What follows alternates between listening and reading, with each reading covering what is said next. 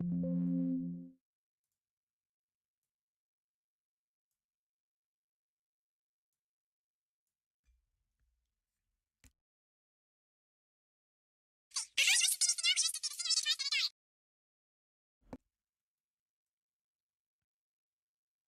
hello, hello.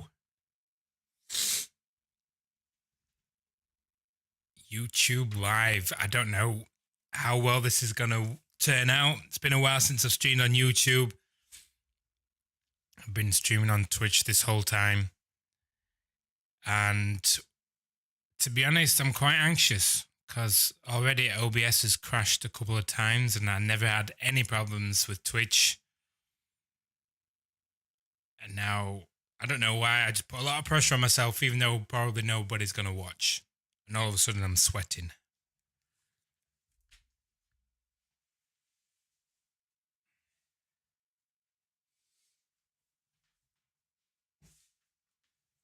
But I do hope the quality is good.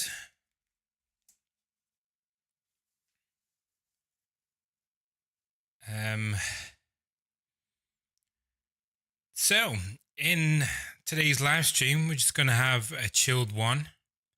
We're going to be learning some Python. So this is for those who are wanting to learn programming languages and wanting to know where to get started. I think Python is probably the best one to get started with.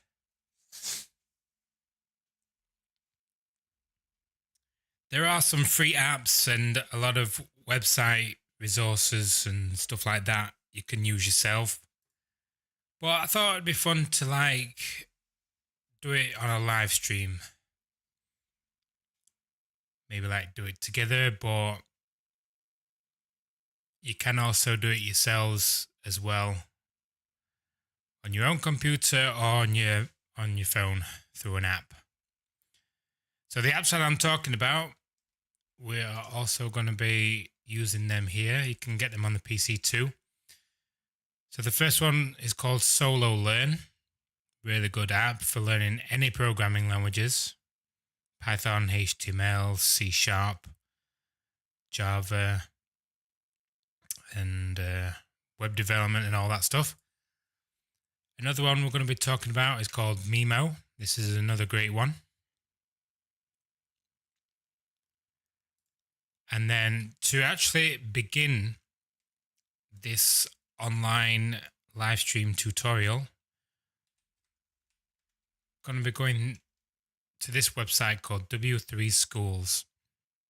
Again, same thing. You can learn HTML, CSS, JavaScript, Python, Java, all that and above.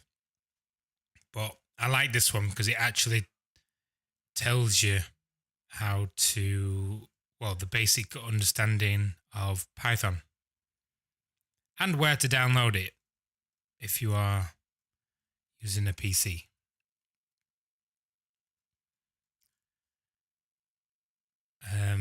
Oh my gosh, you have to give me a second. I think I need the toilet. It's like when you just set off on a car journey, but before you go, your parents are like, right, does anybody need a toilet before we leave? Now, as soon as you leave, I need the toilet. Same applies right now. I didn't need it before the live stream. As soon as I hit live, now I need the toilet. So I will just be right back, actually.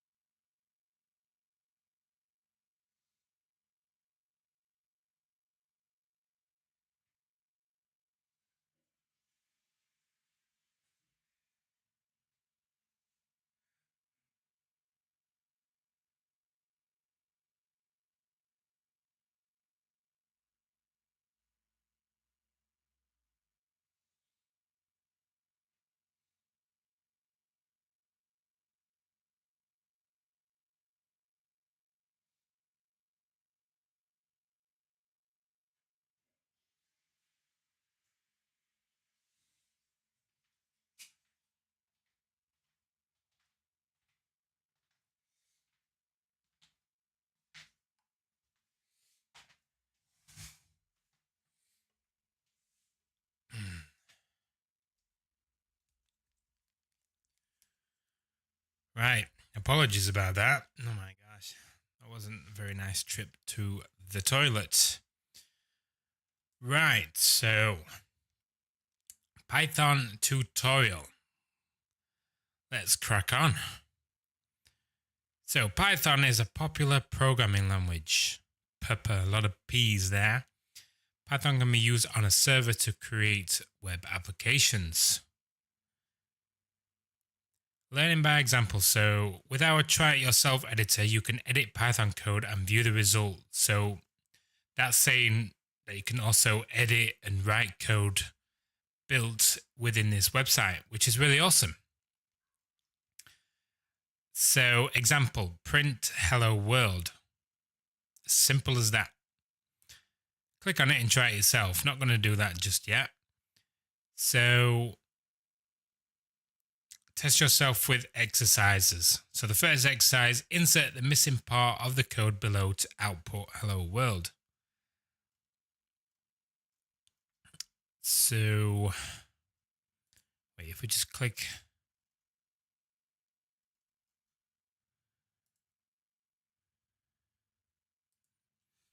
No, we'll come back to that in a moment. So what is Python?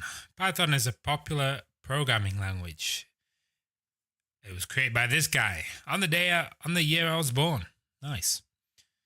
It's used for web development, server side, software development, mathematics, and system scripting. So what can Python do?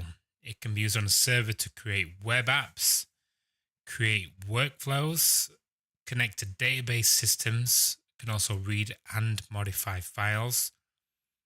Python can be used to handle big data and perform complex mathematics. It can also be used for rapid prototyping or for production-ready software development. So, why Python? Python works on different platforms: Windows, Mac, Linux, Raspberry Pi, etc. It has a simple syntax similar to the English language. This is why I highly recommend it, because even I can understand it. And English is my native language. So, but when it comes to programming, it is like learning a new language. So I'm not saying it's easy, and everyone has to learn it, and it's quite a steep learning curve, but it's easier compared to the other programming languages that I've seen, such as C# and JavaScript. So Python has a syntax that allows developers to write programs with fewer lines than some other languages. Python runs as an interpreter system, meaning that code can be executed as soon as it is written. This means that prototyping can be very quick. Python can be created in a procedural way, an object-oriented way, or functional way. Just give me a moment. 1, 2. Just going to mute myself. So, good to know. The most recent major version of Python is Python 3. Okay. Example, print hello world. Let's just click next. So, for PCs and Macs, many have Python already installed. So, to check that out, you can go to your command prompt and just type in Python, and here it will say what version of Python you've got installed. So I've got the 3.11.7.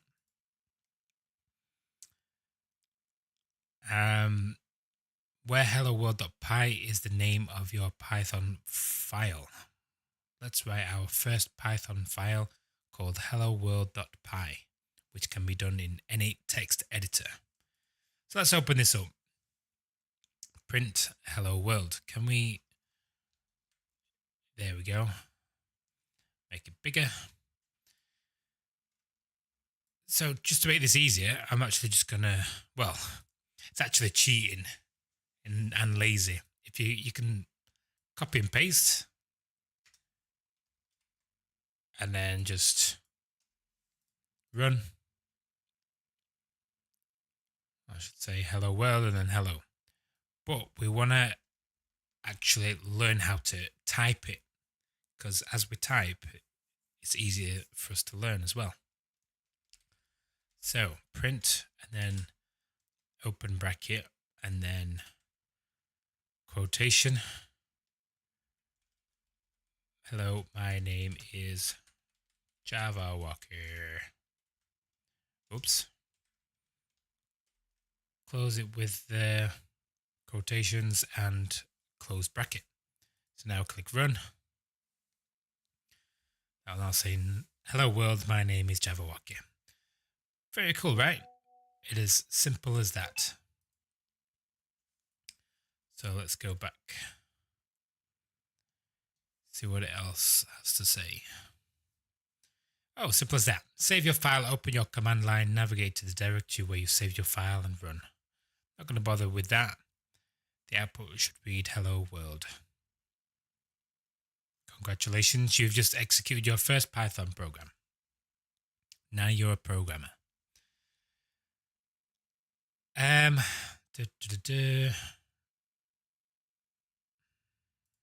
go to next.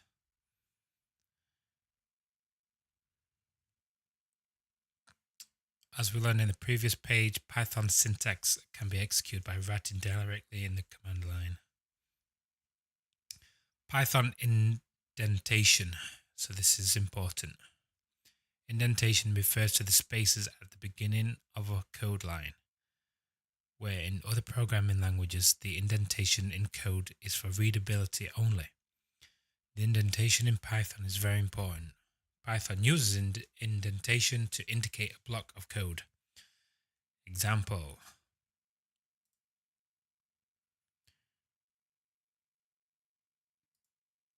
Python will give you an error if you skip the indentation.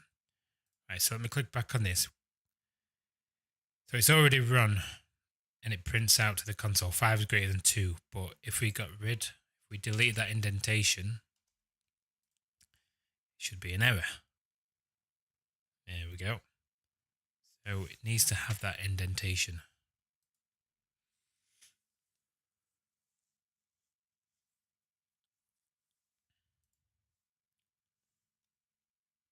The number of spaces is up to you as a programmer. The most common use is 4, but it has to be at least 1. I just use the tab button as indentation.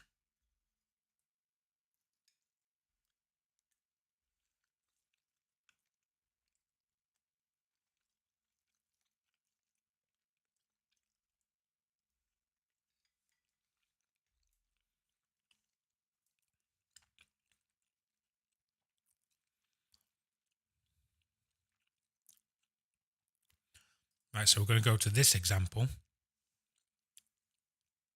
We're going to change a few things. So if 5 is greater than 2, print 5 is greater than 2. Oh, wait, no. That's just showing the 2 different types of indentation. Sorry, I forget that. I'm skipping ahead a bit. Syntax error. This is an example of an error. Unexpected indent. Okay.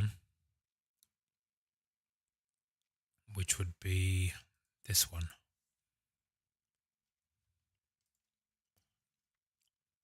Python variables. So in Python, variables are created when you assign a value to it. For example, x equals 5, so x being the variable and 5 being the value of that variable. Same for y. The value is hello world. Python has no command for declaring a variable. Comments. So Python has commenting capability for the purpose of in-code documentation. Comments start with a hash, and Python will render the rest of the line as a comment. This is helpful as well. So this will not get printed to the console. Only this. This is a comment. Then we can just put, so is this. Run it, and then it's not going to be read and outputted. Only for developers to use that, or whoever's reading your code, so they know how to read it. So exercise, insert the missing part of the code below to print hello world.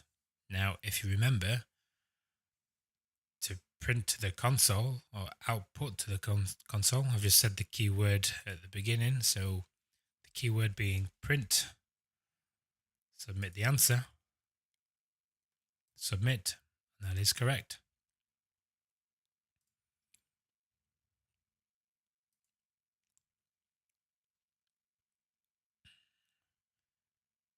So back at comments. So the hash and Python will ignore the line after that hash. Multi-line comments. So you could just separate the lines, but as long as you use the hash at the front, at the beginning, then the line will be read as a comment. Or not quite as intended, you can use a multi-line string. So rather than using hashes for each of the lines, you can use 3 quotation marks. And then in the middle, you can just write multiple lines of not code, but comments. So try this for yourself. As you can see, it doesn't output that.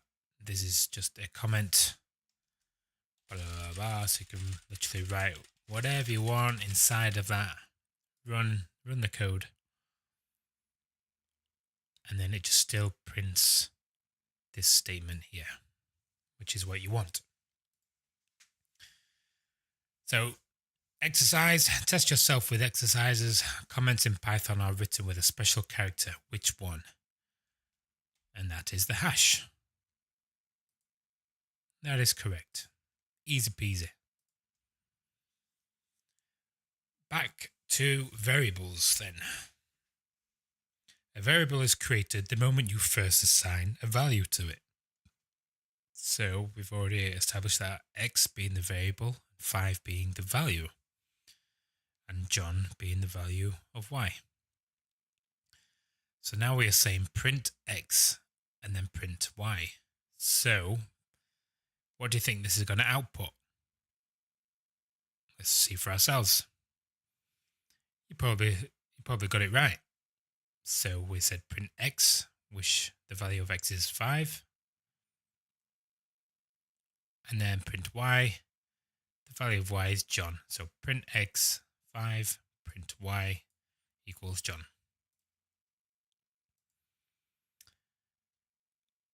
Variables do not need to be declared with any particular type and can even change type after they've been set.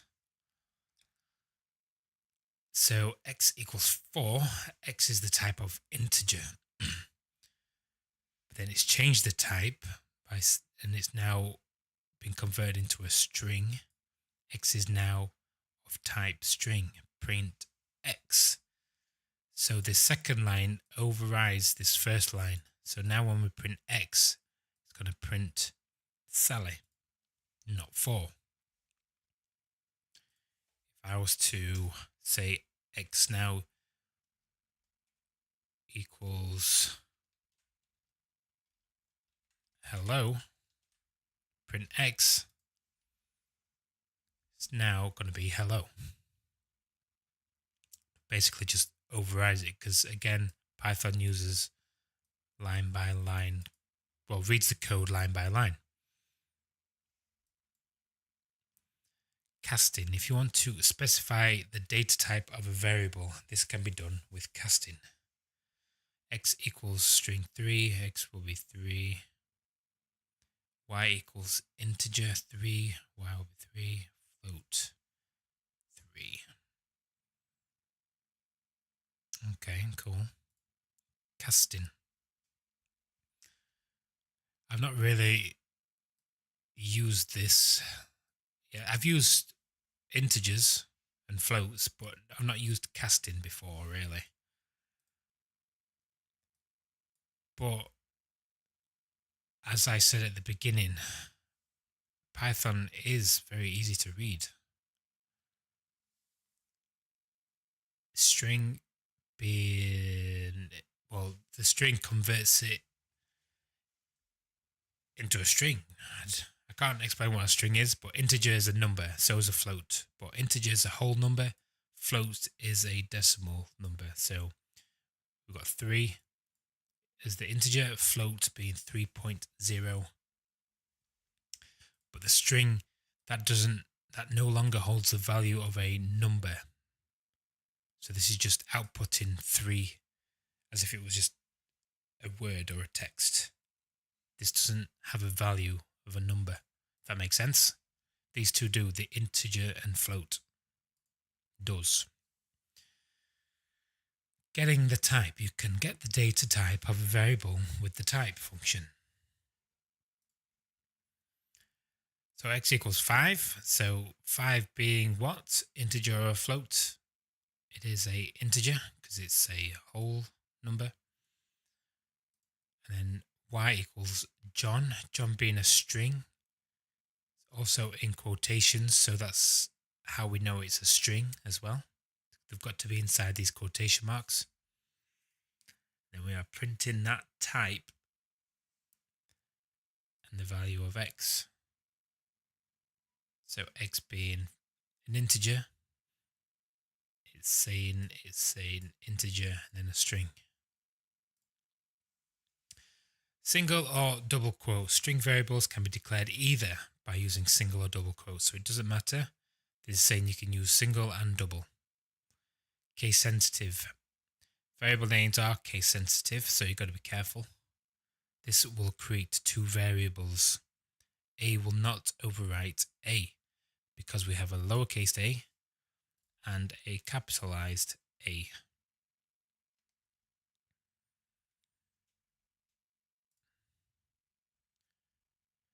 Variable names. So a variable can have a short name like X and Y, or a more descriptive name like age, car name, total volume. Rules for Python variables. A variable must start with a letter or the underscore character. A variable name cannot start with a number. Variable name can only contain alphanumeric characters and underscores, A to Z, 0 to 9, and underscore. Variable names are case sensitive. Age, well, as you can see there, all different capitalizations. A variable name cannot be any of the Python keywords. So here are some examples. My var or my underscore var. Not going to read them all out, but as you can see, these are different variations, but they are legal, so these can be used. These are accepted by Python. Illegal variable names, so you can't start with a number, you can't use the dash, and you can't leave a white space. They will result in an error, as you can see there. So what we have to do is delete the 2, delete the dash. Let's put an underscore in there, and then let's capitalize these.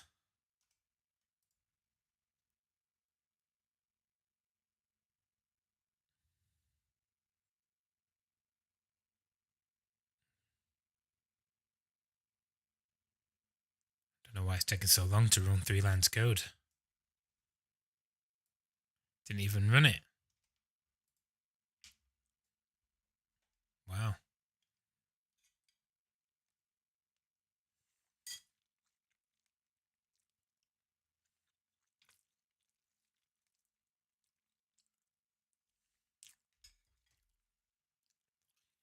That looks like it don't want to work. Oh well. Multi-words variable names. Camel case. Each word except the first starts with a capital letter.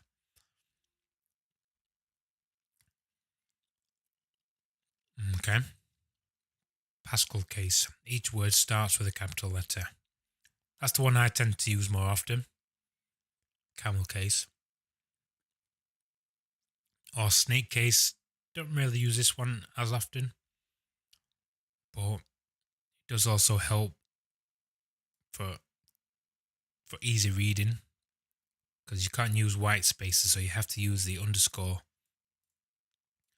to space out the names, to separate them. Many values to multiple variables. Python allows you to assign values to multiple variables in one line.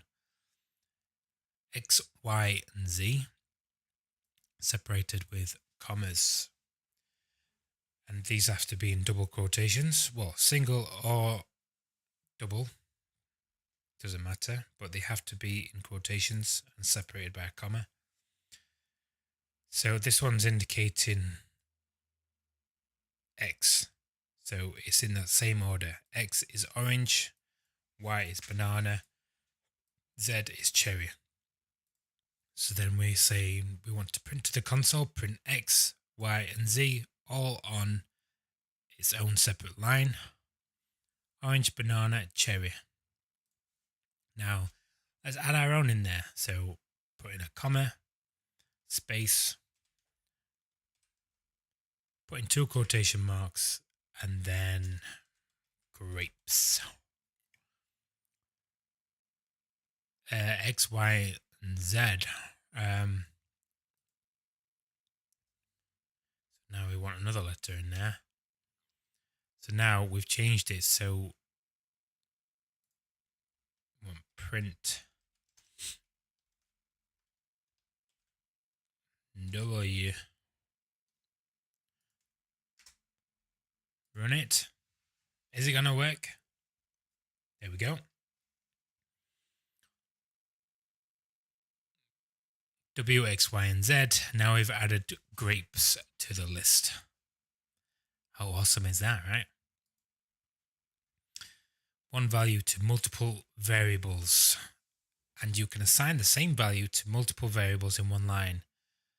X equals Y equals Z equals orange. So orange, orange, orange. Just change that to pair. Run it. Should say pair, pair, pair.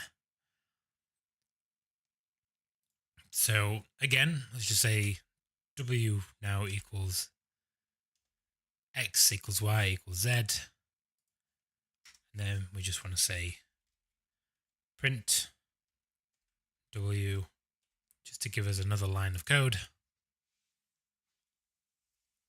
Pair, pair, pair, pair. Notice how we don't need quotations when we are printing the variables.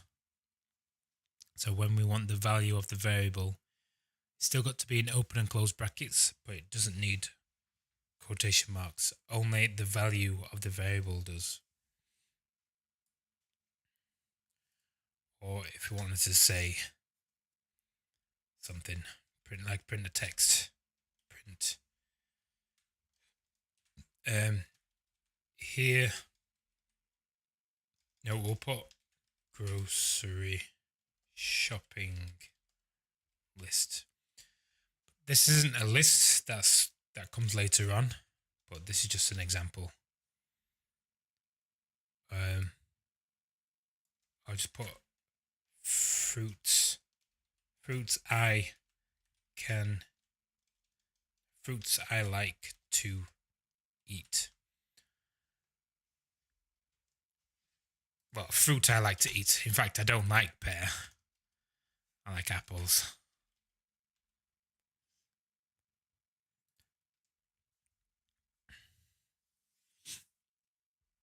Fruit I like to eat. Apple, apple, apple. Right, unpack a collection. If you have a collection of values on a list, so here we are onto lists now. Tuple. Python allows you to extract the values into variables. This is called unpacking. So I'm not too familiar with lists just yet. I'm still on the basics. So fruits, here we go. We've created the variable fruits, and inside that variable, we now have a list of fruits. So we are saying X, which is apple, Y, banana, Z, cherry.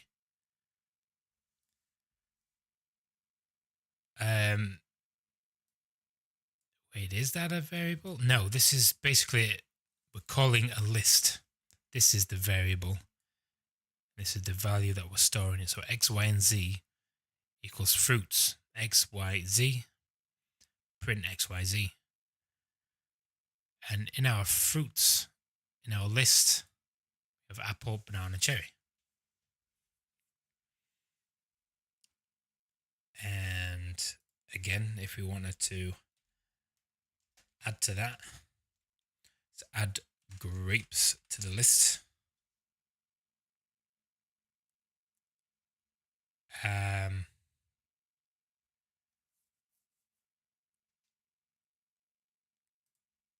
then we just need, because we've only got 3 values here, we'd need a 4th one. Now we've added grapes. So print W. And then we also need to put that W into our variable. WXYZ, run apple, banana, cherry, grapes. Do they need to have the spaces? No.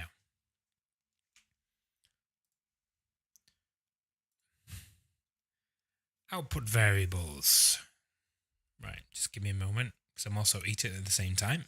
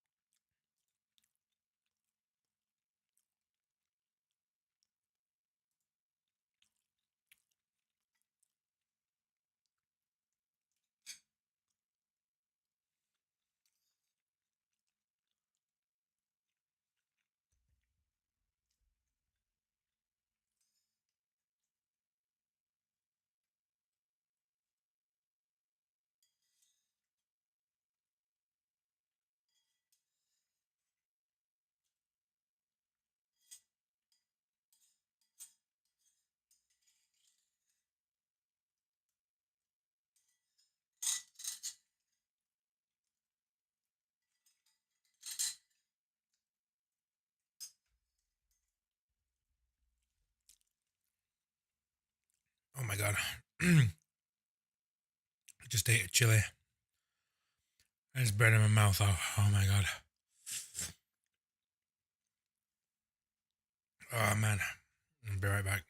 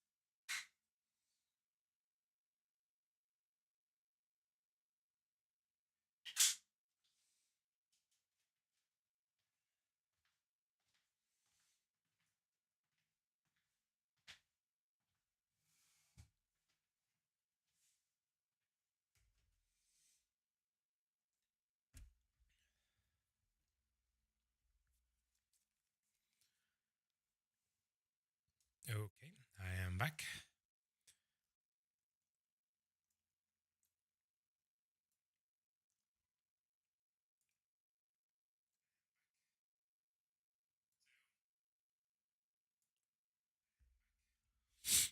Oh, have I just recovered my stream? I would like to know why it crashed in the first place.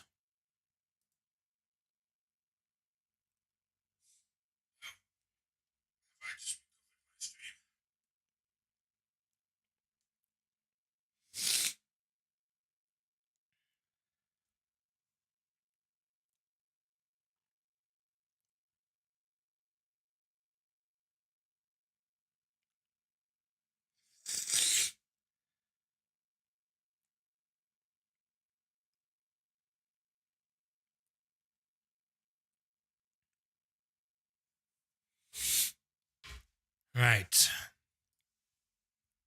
I think I was only down for like 5 minutes there. Okay, let's go back to where we left off. So, X, Y, and Z, the variables, the value of X, Y, and Z. Python is awesome, JAVAWOCKEE is awesome, and you should consider liking and subscribing. Print X, Y, and Z, and that's what we get.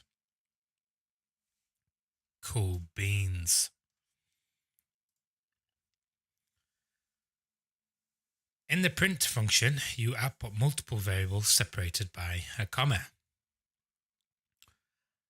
If you really wanted to do this, x equals Python, y equals is, z equals awesome. Print x, y, and z. If you really wanted to do that, I'm just going to change this because I am awesome.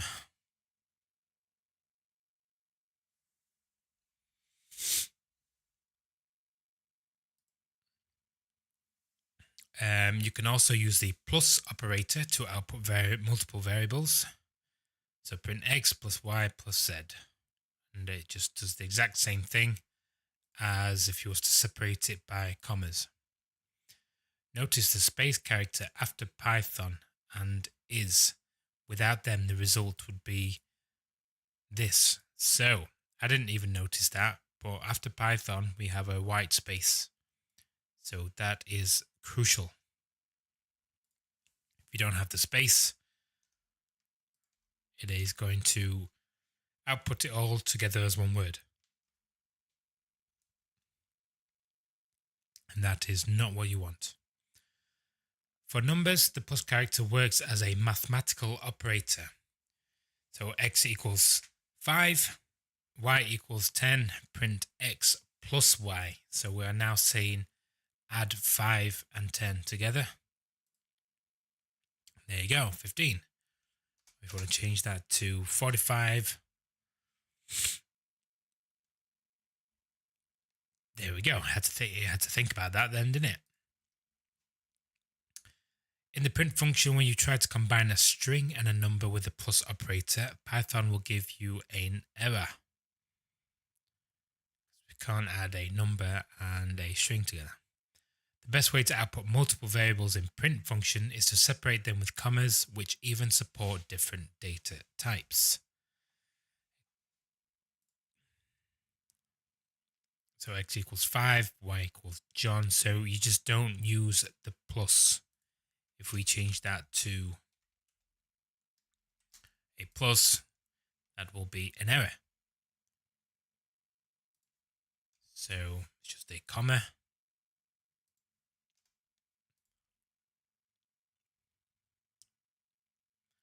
There you go.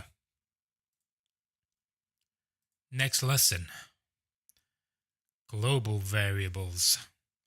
Variables that are created outside of a function, as in all of the examples above, are known as global variables. Global variables can be used by everyone, both inside of functions and outside.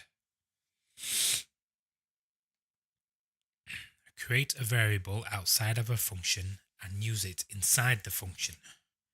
Let's try this ourselves to understand what it's saying. So x equals awesome. Define my function. Print Python is plus x, my function. So we are defining the function, and that is for it to say Python is plus x. Outside of the function, we are declaring this variable. So that's what this is saying here. Create a variable outside of a function, which is this, x equals awesome, and use it inside the function. So this is inside of the function because we are defining it here. And now we are calling it inside the function. And then calling it here. If you create a variable with the same name inside a function, this variable will be local, can only be used inside the function. The global variable with the same name will remain as it was, global and with the original value. Example, create a variable inside a function with the same name as the global variable. Let's go and have a look. So outside, x equals awesome. Define my function. So now we are calling it inside. Python is fantastic. Python is awesome. So it printed this line first because we are calling it first and because it was inside the function. And then this one's outside of the function, so this one gets called the second. It's pretty easy to read, right? So this might be at the top, but this is known as a global variable. But this variable is local because it's inside of this function. So then when we run the code, it's going to run this function first and then this second. So these two communicate with each other, and then this communicates with each other. Not very good at explaining things, but that's basically it. Right. Just let that sink in for a little while I just eat my food.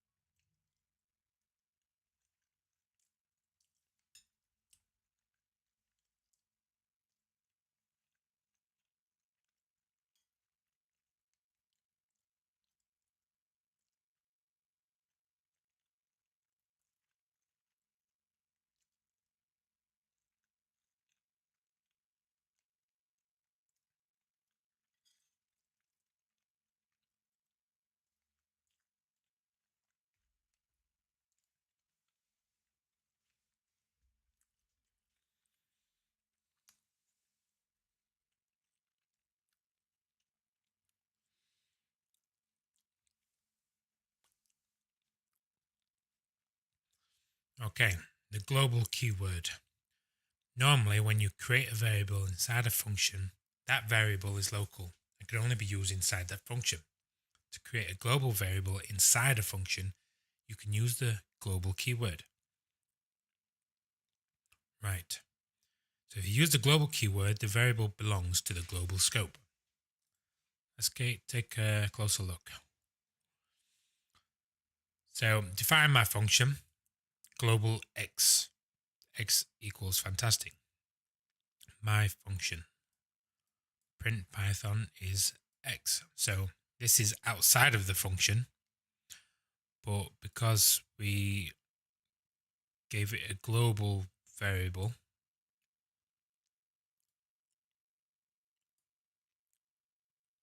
yeah, you can see what I'm trying to say. This is outside of the function. So without this, there should be an error. Yeah, name X is not defined because this is outside of it.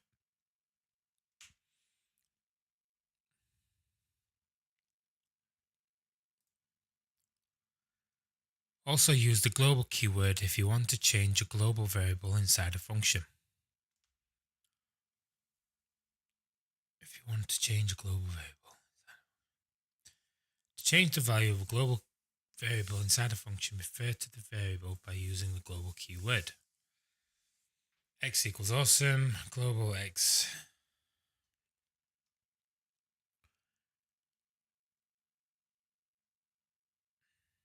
Look at this. Right, yes, because we gave it a variable of awesome outside of the function, but then we changed global variable to fantastic.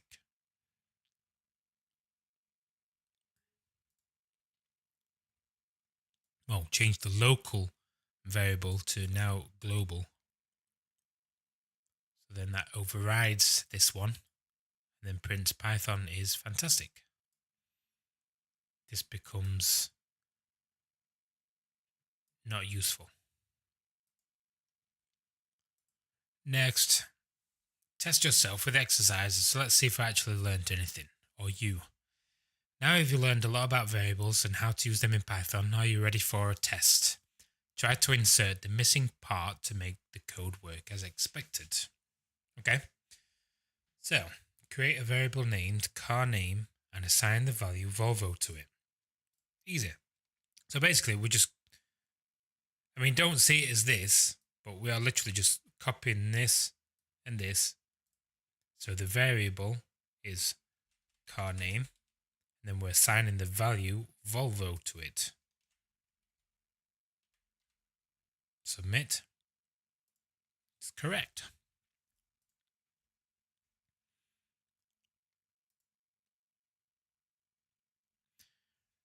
Right, I'm going to stop there for a second.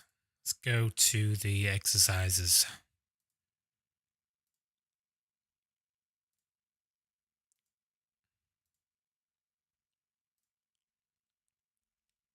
Let's see if we've learned anything. So start learning Python now.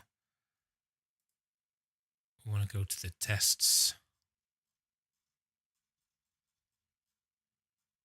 The exercises.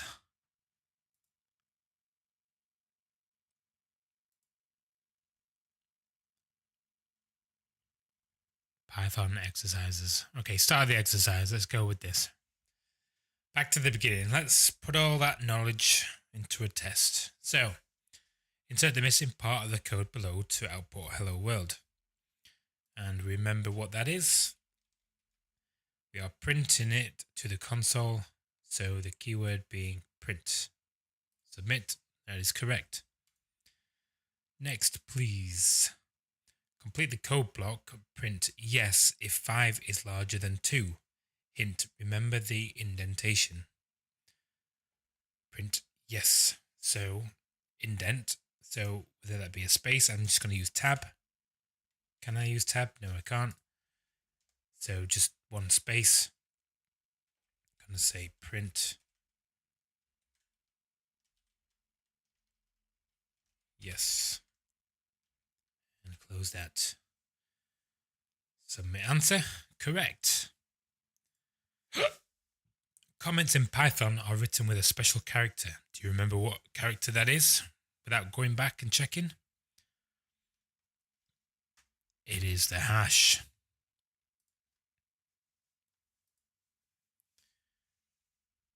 Use a multi-line string to make to make a multi-line comment. Oh my gosh. Right, so you remember what that is? I'll give you a minute to remember.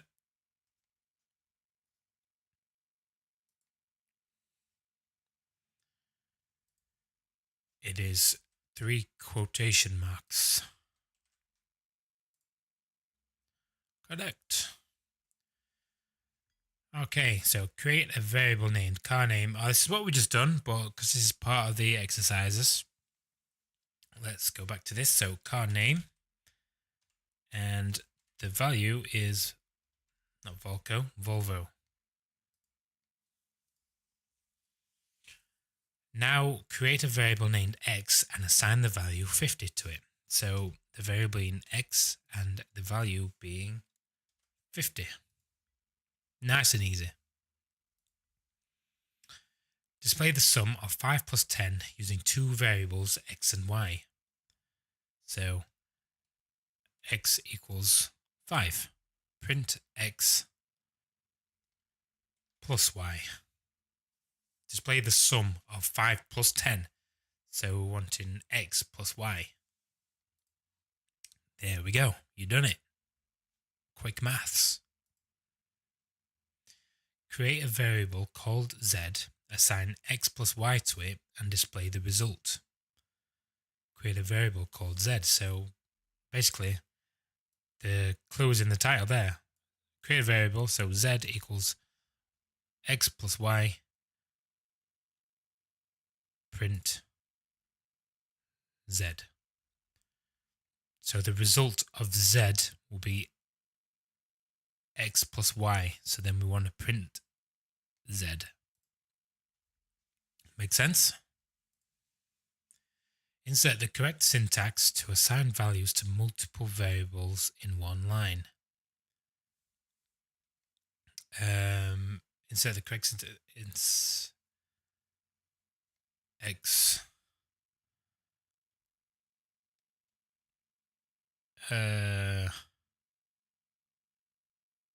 Was it comma? It is. Oh my gosh. Even I get brain fog. Insert the correct syntax to assign the same value to all three variables in one line code. So x equals, yeah, so they're all equal to each other. Insert the correct keyword to make the variable x belong to the global scope. So do you remember this? Make the variable x belong to the global scope. So the keyword being global. Correct. The following code example would print the data type of x. What data type would that be? Right, I think this is where we stopped.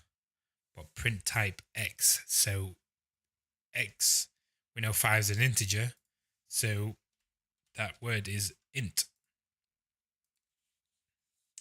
The following code example would print the data type of x. So x, you remember what these are inside of quotation marks? That is called a string. So the type would be a string, and the abbreviation for that is str. Very good. The following code example would print the data type of x. What data type would that be? So numbers with a decimal are known as floats. So we literally say float, that is the data type of x. The following code example would print the data type of x. What data type would that be? So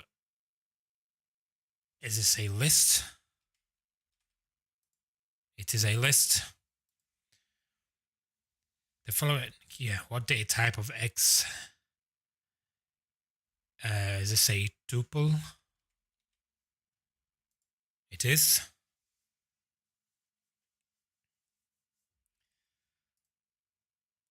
The following code example, print type.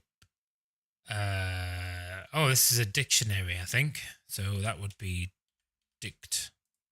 That's correct. The following code example. So we didn't actually get this far.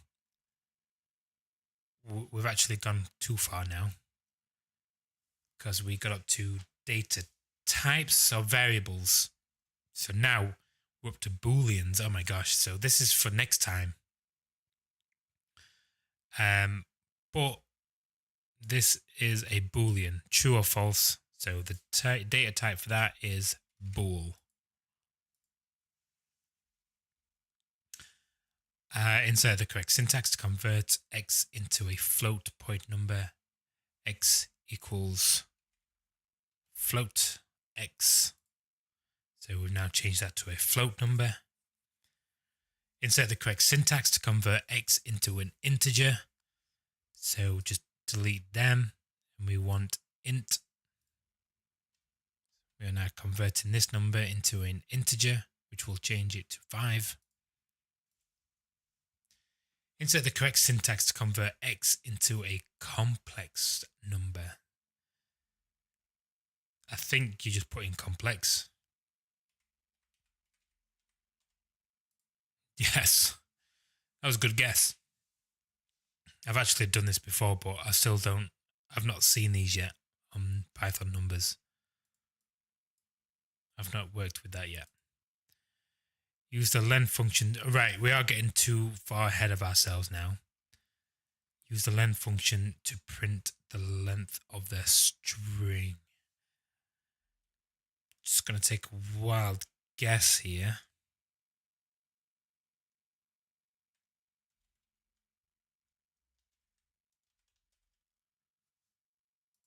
Oh, God, I'm good.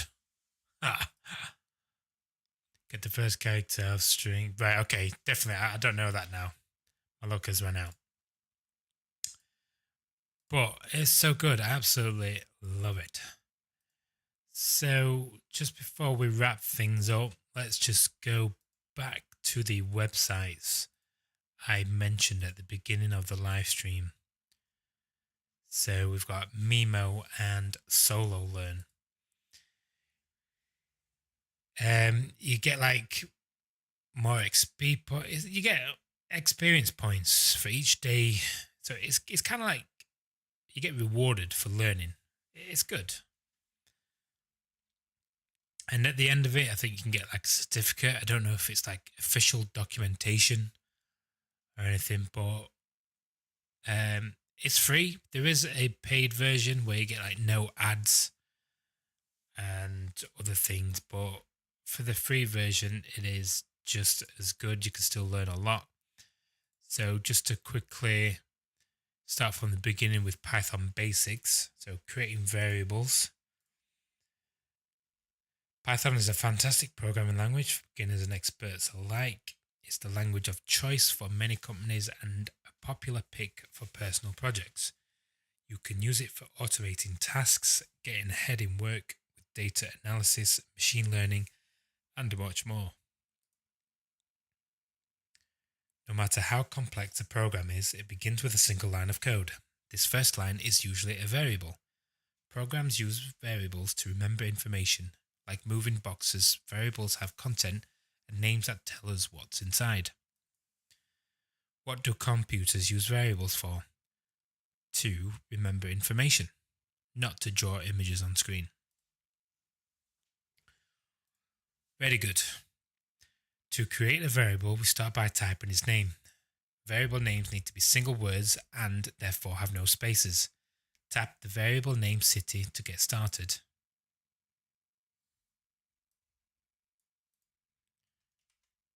There we go. City, that's our variable name. So basically, it's very similar to the website I've just been on, but this is like more interactive. It's great. So if you want a variable name with multiple words, we use snake case or underscore, also known as. Snake case means using the underscore to connect additional words. Home underscore city. What's wrong with this variable name? High score. So it's missing the underscore. This will result in an error. So the problem is there's a space between the words, not that it contains a lower letter. To help us understand what's inside a variable, we pick descriptive names. We don't want HCP, we want to choose this one. Home underscore city underscore province. Very good. Pick the most descriptive variable name. High underscore score. Not H underscore S, or HS. That's not very descriptive at all. It could be anything. What do we use snake case for? To create variable names with multiple words, or to create variable names with spaces? To create variable names with multiple words. Don't let that catch you out, because yeah, we're using spaces, but it's when we're using multiple words. Why do we give variables descriptive names like city or population instead of C or P? To help us understand what's inside them, or to make them faster to type? Well, the answer would be to help us understand what's inside them. Add the right symbols to create the snake case variable. Total. Oops.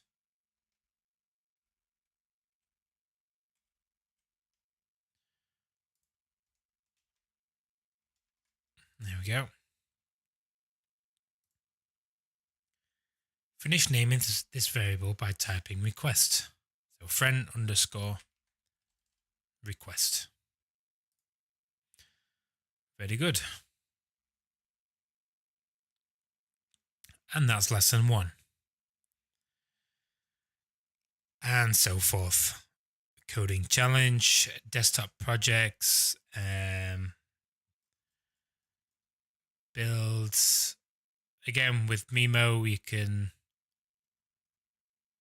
well, that's the rest of the Python course. 0% complete. And then take a look at Solo Learn. Very similar, but also very good as well to do both, I would say, as they are both different, but similar in a way. That makes sense. So let's start with at the very beginning, writing code.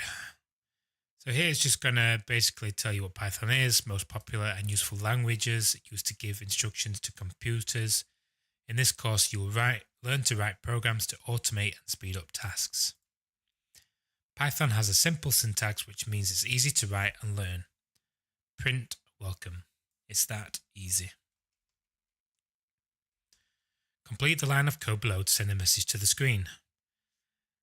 So the word is print, not send. Check, and that is correct. The print instruction is the easiest way to send a message to the screen or other display device. See, now with the other websites and app, it didn't really explain this. That's why Solo Learn is really good too, because you might learn something on another website or an app, but it might not explain it in detail. Whereas if I started on Solo Learn at the beginning of the video, you would have understood the print a whole lot sooner. Because at the beginning, I didn't explain it. The documentation didn't even explain why we had to use the function print.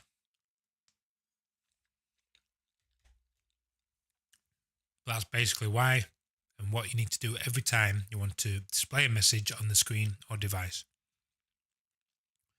So complete the line of a code for a video game. So it's not display, print level up.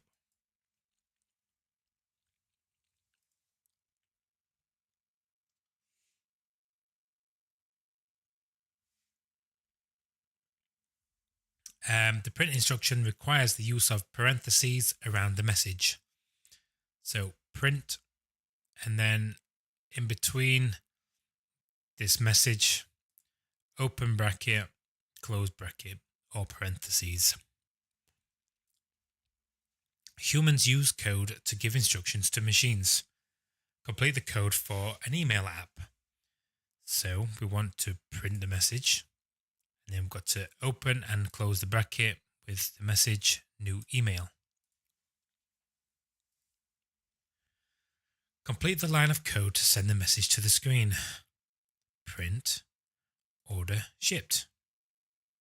Inside closed, open and close brackets. Very good.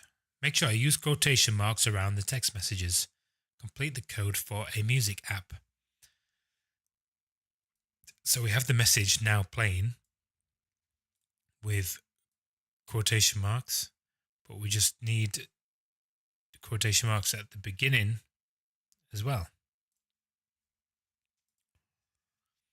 It all starts with a line of code. Complete the code for a navigation app. Print, open bracket, and then we need to close the quotation. There we go. If you miss the quotation marks around the text, the computer won't understand your instructions. Complete the code for an alarm app. So we want it to print, wake up with the quotation marks. Remember the quotation marks? Without them, this will be an error. So we want wake up in quotations. Very good. Complete the code for a food delivery app. Print, order ready, inside quotation marks. It is that simple. Numbers don't require quotation marks. Complete the code to send the number to the screen. So, because we're just printing a number, we need to open bracket, then the number, and then close bracket. Or parentheses, also known as. And that is your first lesson. It's very simple. That's actually really basic and straightforward, but also really informative. I think Solo Learn was the first app I used to learn Python. And just going through that again, that will get you literally writing a lot of print lines within 5 minutes. You'll be writing code within 5 minutes, that's for sure. Even if it is just continuous lines of printing to the console and printing a message to the display, but you'll literally be writing it within minutes. So to take away from this lesson, Python is widely used to build software and games, analyze data, and program artificial intelligence. You learned that humans use code to give instructions to machines. The print instruction displays a message on the screen. In the next lesson, you'll learn to write code to store important information. So let's continue. I've got time. So as I mentioned, you get XP for completing each of the lessons. So this gives you like a good incentive to just keep learning daily. Each day you get more experience points, and there is a leaderboard as well with other people from all over the world. XP lets you climb the leaderboard and track your learning, which is fun. Makes learning fun, right? The way it should be. And you can get streaks. So this is day 1. Let's see if we can do 7 days in a row. Build a habit and collect rewards. Set your streak goal. So let's go with 7 days. We could do 30, but let's start with 7. Practice against our personalized AI. It may know you better than you think. So if we challenge the AI, we get an extra 20 XP. Let's continue. What will the code send to the screen? Print level up. So it's asking us, what will this code send to the screen? Will it send level up? Nothing, no message, print, or an error. Now, if you remember, we use print to, like, if we want to display a message on the screen, we use in the parentheses, the open and close brackets, the message we want it to display, and also it's got to be inside quotation marks. So it has all of these. So that must mean it's going to print the word, well, print the message level up to the screen. So it's got to be that one, right? There you go. The way I explain things is not very clear, but we got it right. Complete the code. So as I just said before, we're going to print, and then the message we want to display will be new email. And that's exactly how it wants to be displayed in our line of code.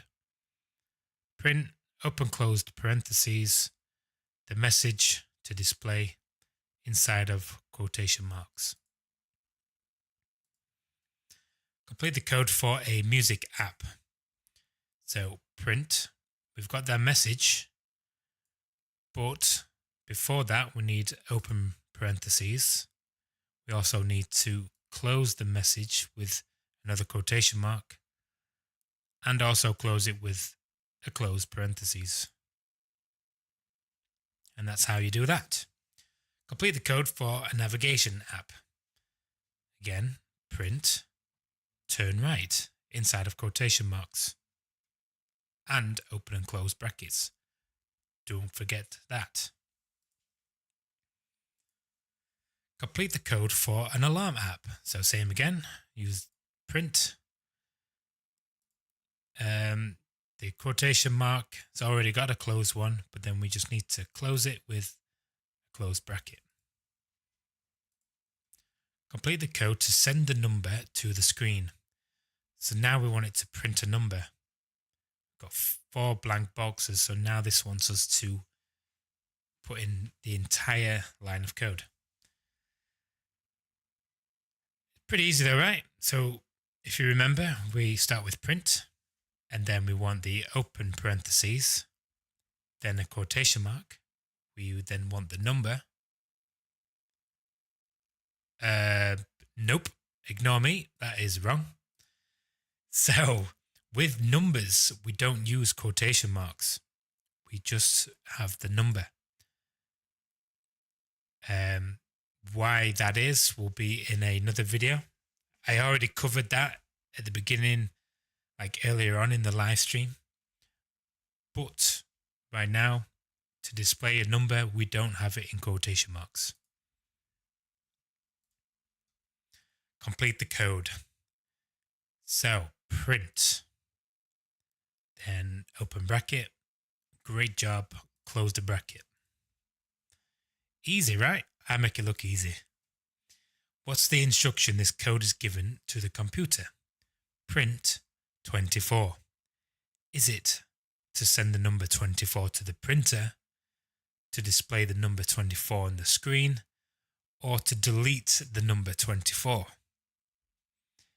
Well, it's not wanting to delete the number, it's wanting to print. So it's not wanting to send the number to a printer. Remember, print, we want to display the message on the screen. So that is this one. And there you go. We beat the AI. And we've been rewarded with an extra 20 XP. And here we go. I am 10th place in the Mercury League. Awesome. Learning is fun, right?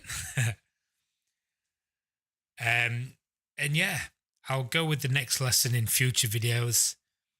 But now, as we close, well, getting closer to ending the stream, now I just want to go to Visual Studio Code, or am I going to use PyCharm? Now we'll go to Visual Studio Code. So here is an example of the very basics of Python that I have learnt, or what we have learnt today, with also a few extra things that we haven't covered in the live stream. But I'm going to delete it all and then just write it from scratch. Ignore this, but I'm just going to do import time, because that's what we need, time. I'm going to create a variable, and that is going to be, we're going to give the variable name bot name. I'm going to be the bot. JAVAWOCKEE. So bot name equals JAVAWOCKEE. So this is our variable. And the awesome thing about Visual Studio Code, even look, the bot name, it says variable and literal. So yeah, it understands that this is the variable. Really cool that. That's all we're going to do. We don't need any more variables. But if you remember, with comments, we can put a comment in there. So we can just put, these are global variables actually, global variable. This will not be displayed in the console. This is a comment, so it will be ignored. Restricted mode, trust it. So I can, yeah. So we've got our global variable. And then we're just gonna put in another comment. It's good to get familiar with comments as well, because if you do become like professional at this and other people are reading your codes, then this just makes it easier to read. So we're just going to put start coding here.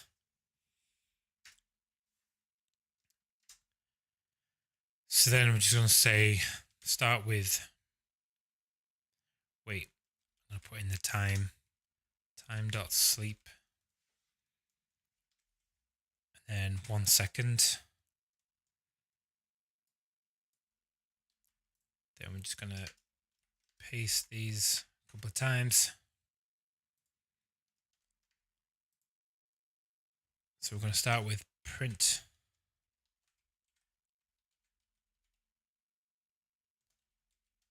I'm going to put hello you. In between that, what we're telling it here is time.sleep means wait 1 second for it to then print out the next message. So this number being an integer, I believe we can also do floats inside, but we can go 1, like 2, 3 seconds, but we're just going to go for 1. Hello you. We're going to call the variable now for the bot's name. So we're going to say print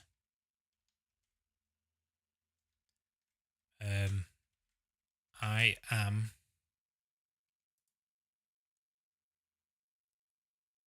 and then I believe, is it plus name plus bot. Hello you, I am plus bot name. Let's just look at that. Hello you, I am Java-Wockee. Right, okay, so that worked, cool. But as you can see, it's not spaced here. Now, I don't know if you remember, but that's because we need a space after am and before, well, in between am and the quotation. So we're going to put that space there. And then what we are saying is to display the message print I am, and then we are calling the variable which I have given it the value of me, Java-Wockee. So it's going to say hello you, wait 1 second, I am Java-Wockee. Let's just go to the console. Hello you, I am Java-Wockee. Now let's go back to the time.sleep, which again is just going to wait 1 second before it displays the next message. Now I'm going to ask for the user what their name is. Wait, hello you, I am Java-Wockee. No, we're not. We're going to say print. Let's just say I'm very creative. I would like to play a simple game.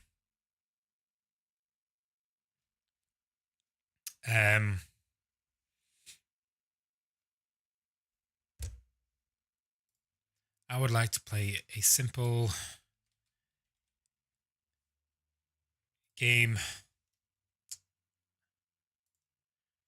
And then we're actually going to wait a second again. We don't want it to all be displayed at the same time. It looks better when it waits. So I would like to play a simple game. Time.sleep.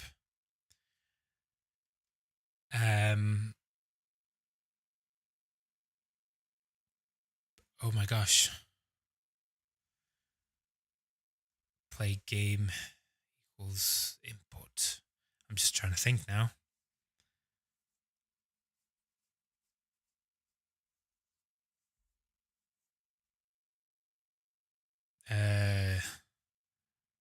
What would it be? Question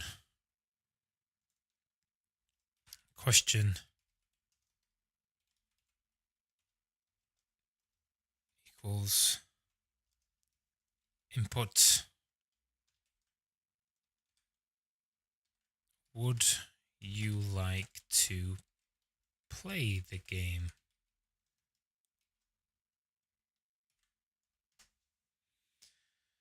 Question equals input. Would you like to play the game? Let's just... I'm JAVAWOCKEE. I would like to play a game. Would you like to play the game?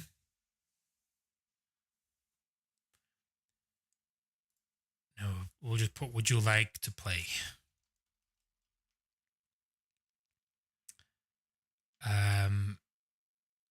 Would you like to play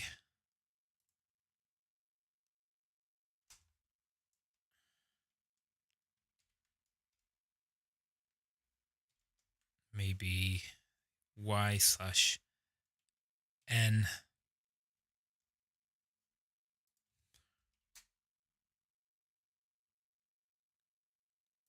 let's just see if that displays it correctly. Would you like to play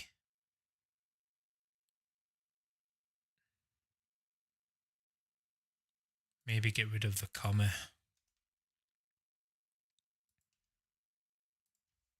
That look better there? Yes or no?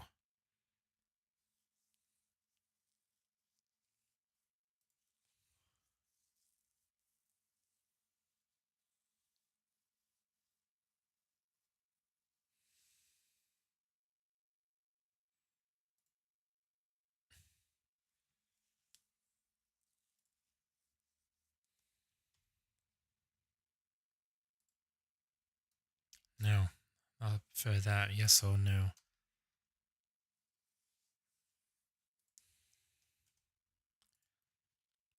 It's all about how it displayed as well. Does that look right? Would you like to play yes or no?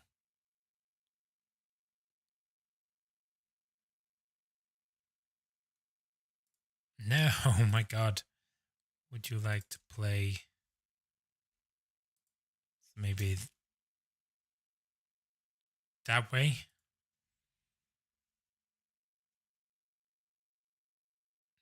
Okay, that'll be better. And for no. Right. Still on my own here.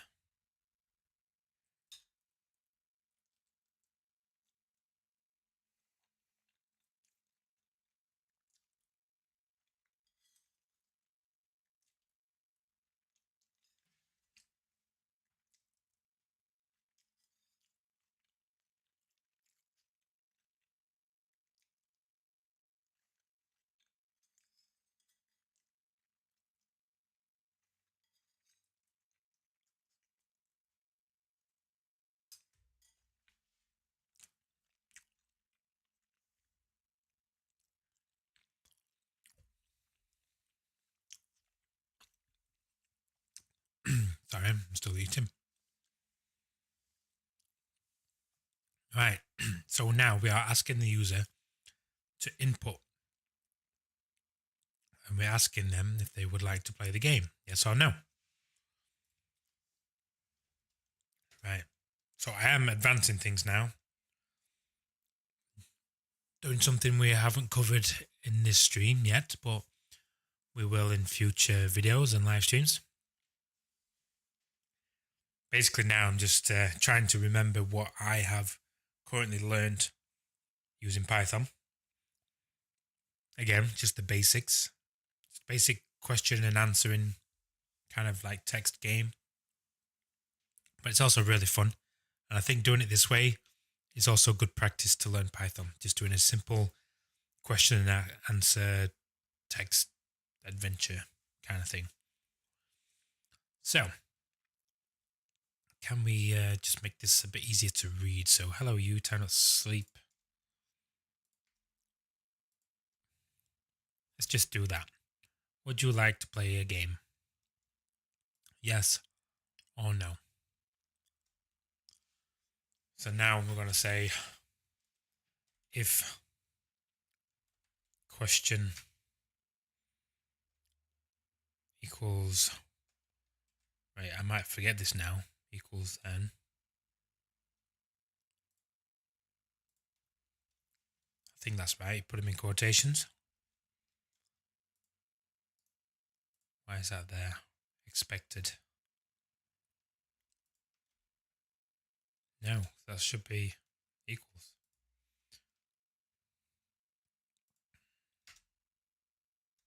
If question equals yes, then print. Great. Let's begin. Let's just see if that's correct. No, it's wrong. If question equals, is it equal to?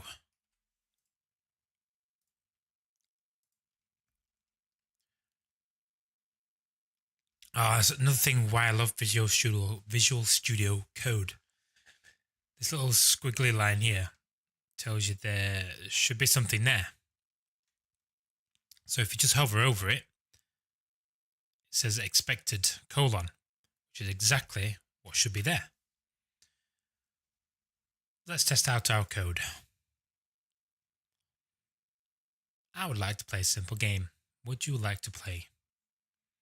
We're going to type yeah. Great, let's begin. Because we typed yeah for yes.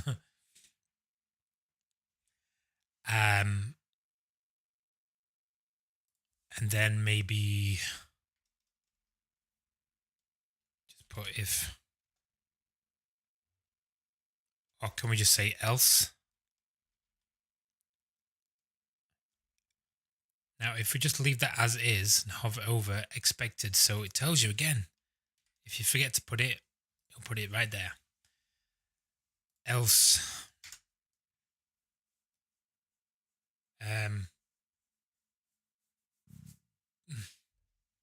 just print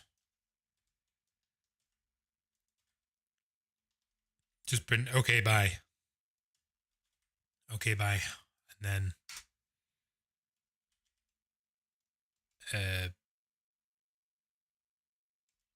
it's not break, is it? Break. Exit. I think it's exit. Shouldn't that be in exit code, no return? Hello, you. Nope. Okay, bye. Perfect. But we didn't really specify if it typed n. What we mean by else is if we type anything else other than the letter Y, then it's going to print this. If I was to say if question equal to n, then we could have printed okay, bye, then exit. But it's easier to just do else, because if the person's saying anything other than yes, they want to play a game, then it's like, okay, bye, we're not going to continue then. So for example, we'll just put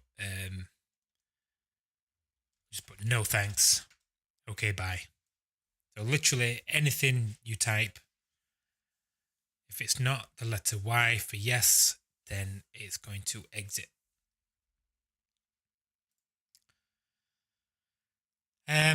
Great, let's begin. So now to advance it some more, we can then create our game function, which would then be game. This is going to say game is not defined because we now need to define it. And to define that, we need to do it outside of the code.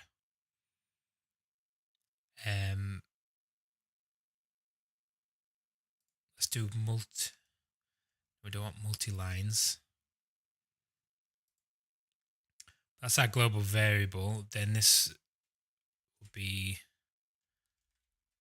function, I guess.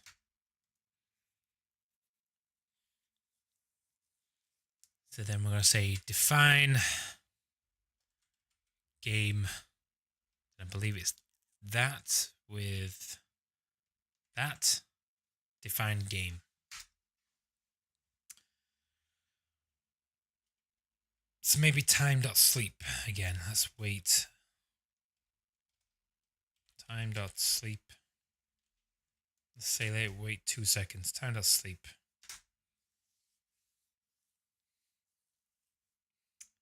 So I'm just going to say print. Welcome to my game.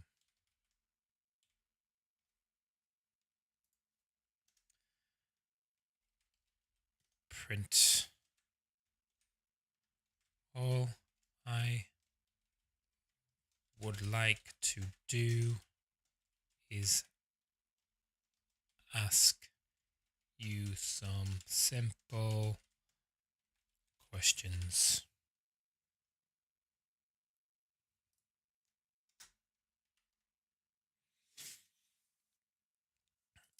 Okay. Time.sleep. Welcome to my game. All I would like to do is ask you some simple questions.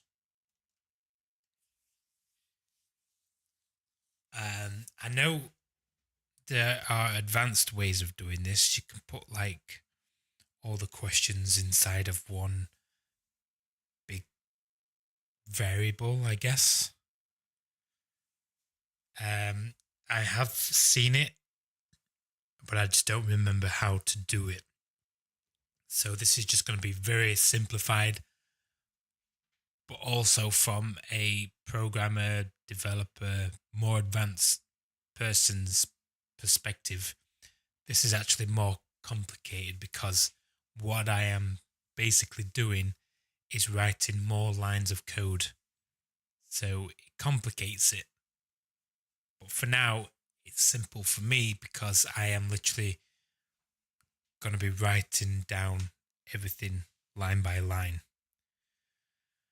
But for more advanced users of Python, you can store all the questions inside a variable. I think if I said that correctly. But these are only going to be a couple of questions anyway. So, question 1.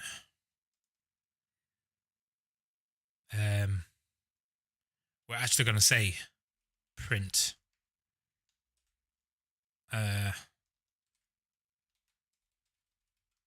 Question 1.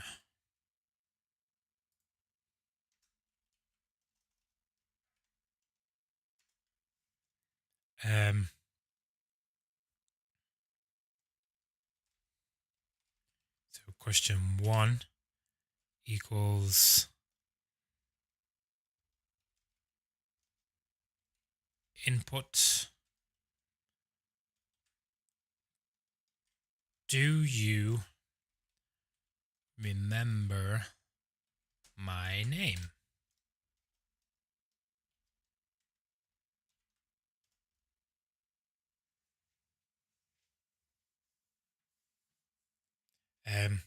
No, what is my name? Put what is, not do you remember, because then that could just say yes or no. We need to ask, what is my name? What is my name?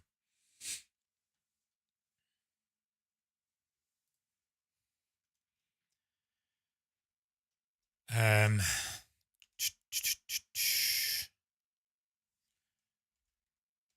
so if question 1 equal to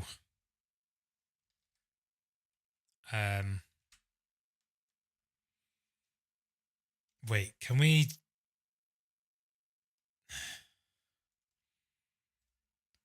no, this is not going to work now, is it?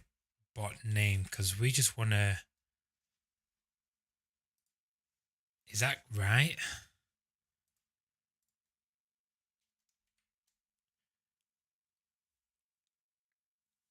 Because essentially we are looking for that variable. So if we type in Java-Wockee, as long as I type that in there, then if question 1 knows it's the bot's name, let's see. Right, indentation error. Expected an indent blocked after if statement on line 17. What, that is line 17. What does this mean? Line 20.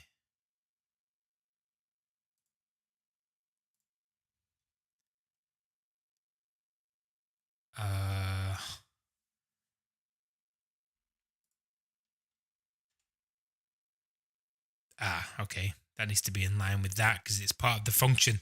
Oh my God. Right. Cool. This line here indicates this block of code as well. Because I had that there, it broke it. So then it linked it with this line of code. So now it should work. Nope. Expected an indent block after if statement on line 17.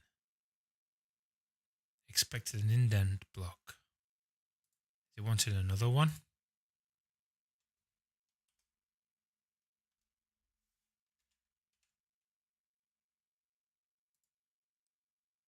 Unexpected indent.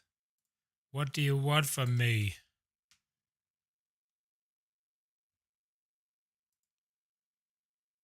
Expected an indent block. Which one is it? Expected or unexpected?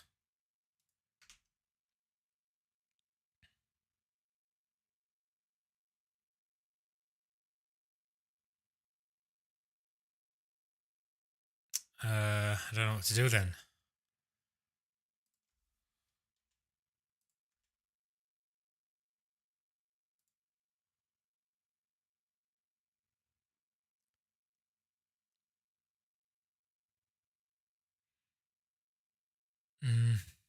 What is my name?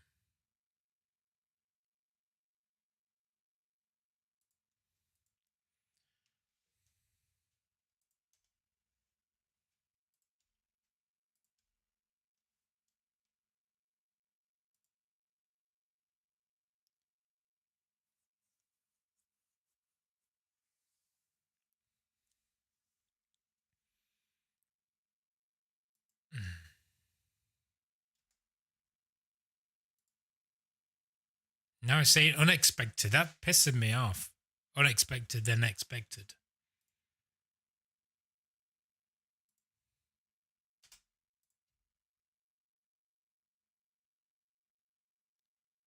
Expected.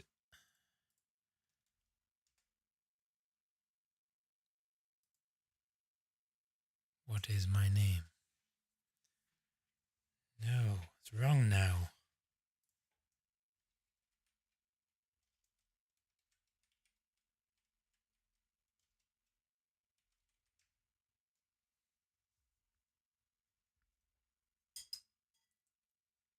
I think I've just complicated this for myself.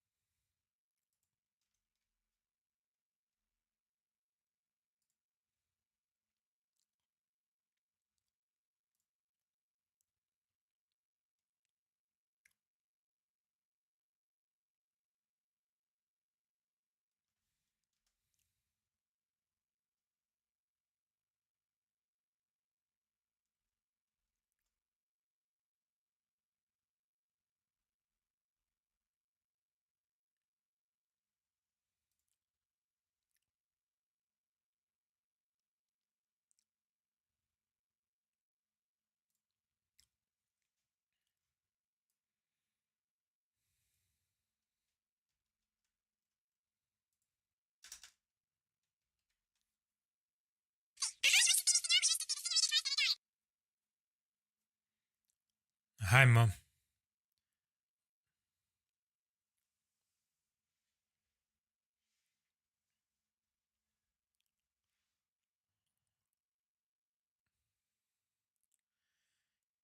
You literally caught me near the end of the stream. It's all boring now. I've like literally gone through like websites and apps on how to learn programming and stuff.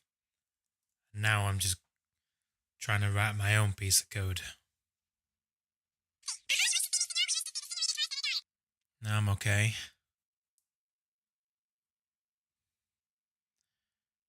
It's streamed for like 2 hours and it's literally the exact same as Twitch. Not a single person's watched. I've got more people subscribed to me on YouTube and still nobody watching. You wouldn't think there's like 8 billion people in the world, would you? Make you feel like you're the only one when literally nobody watches your stream. Been on for 2 hours.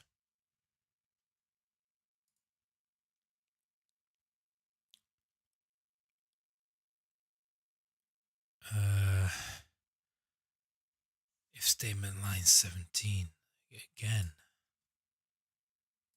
There isn't a line 17. Yeah.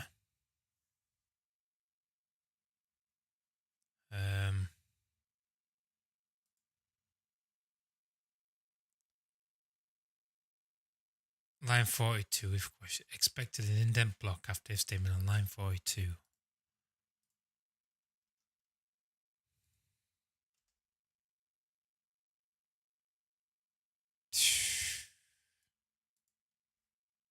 This is so annoying.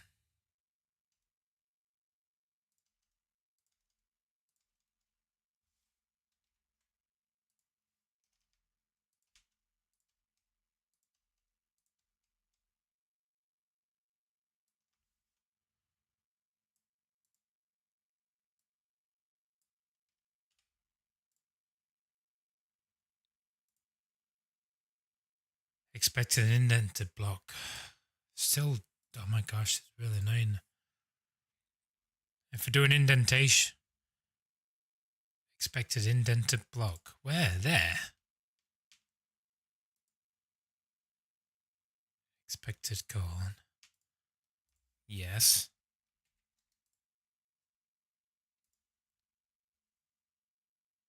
Expected. And then watch this. It will say unexpected now.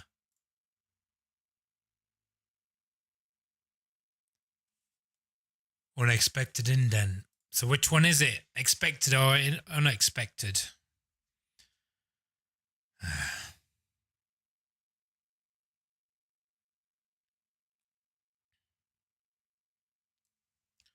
I've just complicated things on a.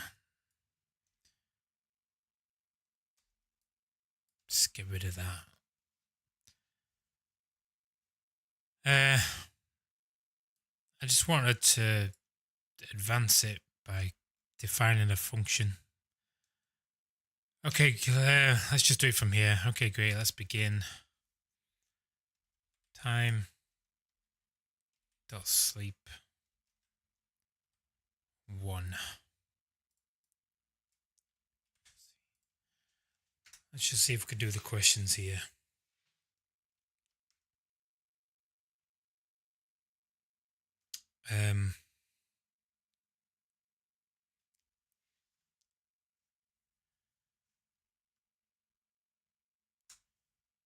Right, question 1 equals input. What is my name?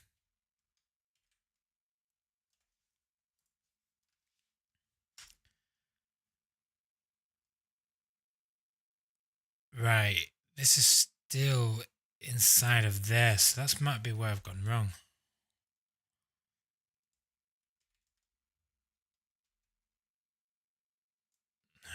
I don't know. If question 1 equals name.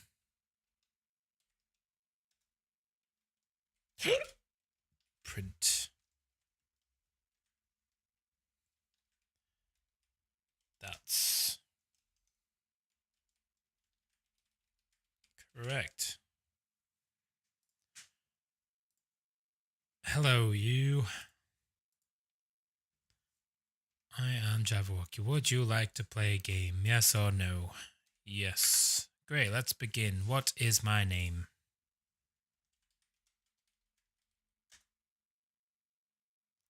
Right, so that didn't work.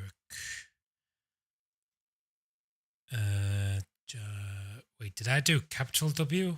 What did I do?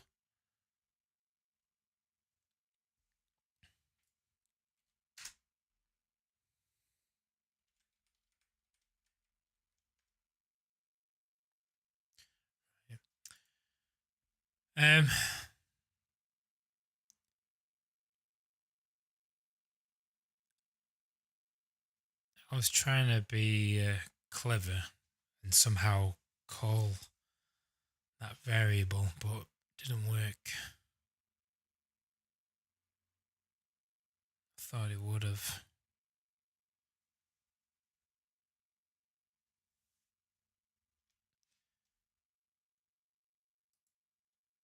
Equal to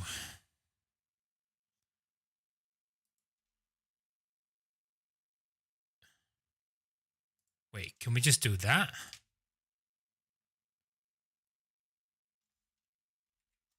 Is equal to bot name. Maybe it doesn't need to be in brackets.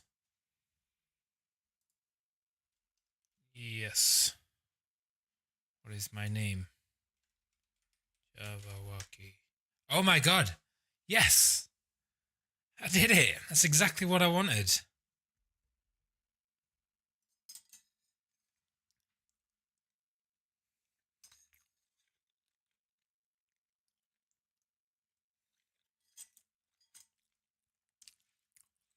I'm eating the curry right now, Mum. It's pretty nice. It literally went straight through me, though. I was on the toilet within minutes.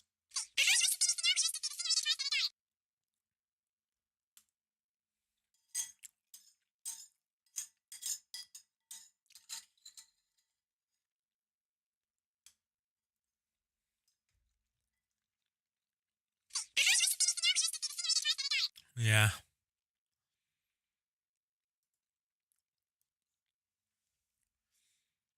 Right. Let's just play the code again. Hello, you. I'm Java-Wockee. Would you like to play a game? Nah. Okay, bye. Is it hot? Both, but it's... Yeah. Spicy, but it's not too hot.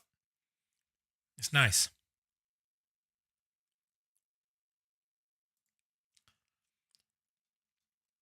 Right, global variable, bot name, blah, blah, blah. Let's see, actually. Global variable. So we've got bot name.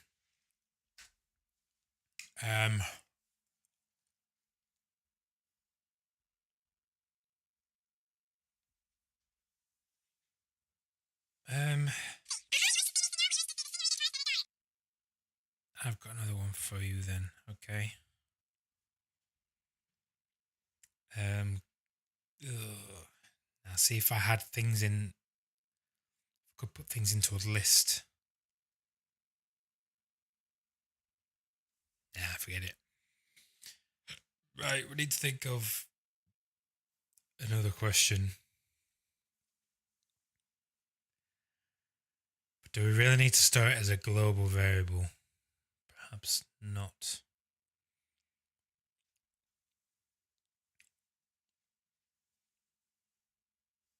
Maybe a global score. I can't remember how you do that. Can we do global? Global score, is that correct? Global score is not defined. Equals 0. Okay.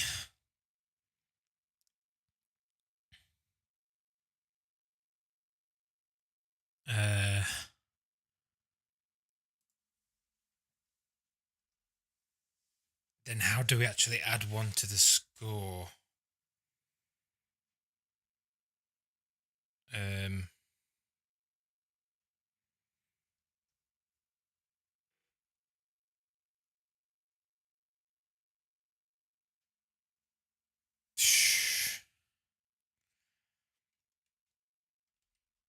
Global score.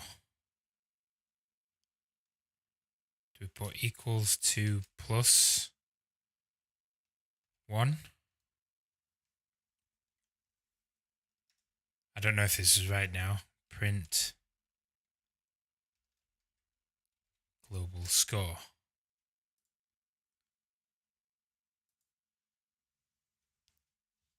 Mate, if this works, I've actually just learned that by myself.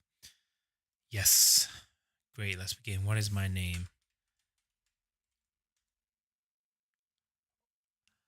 I freaking did it. I literally just learned that myself. So we've created a global variable as a score, global score. So then when we got the question correct, we've then asked it to add 1 to the score.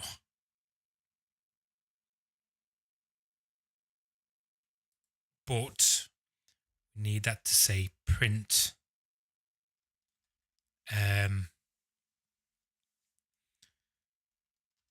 your score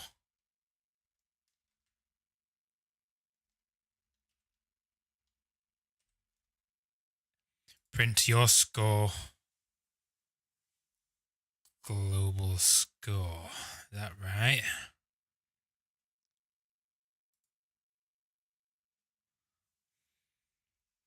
Yes. God damn it. Great, let's begin. What is my name? Java-Wockee. Oh.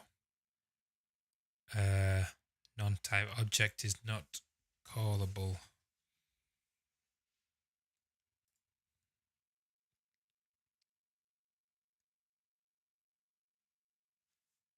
Your score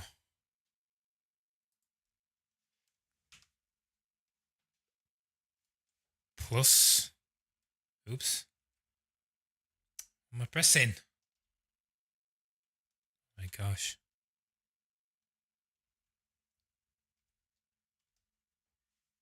Print your score plus global score.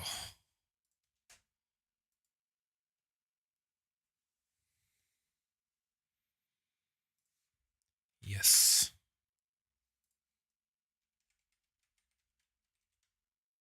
That's correct.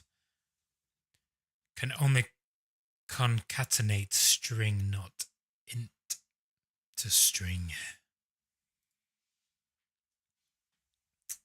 Variable global score literal. Yes.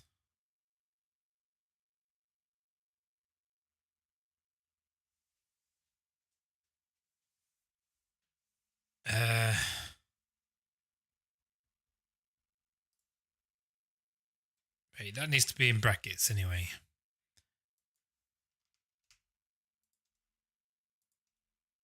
But then this needs to be in something.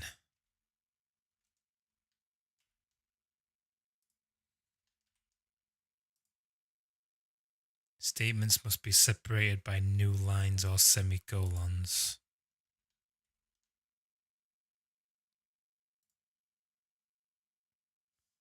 Illegal target for annotation. Right, I'm struggling with this now. Print your... I want it to say your score. Not just the number.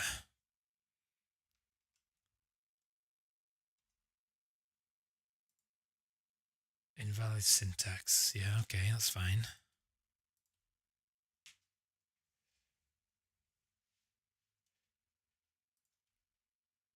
Right. I think that's definitely got to be in brackets.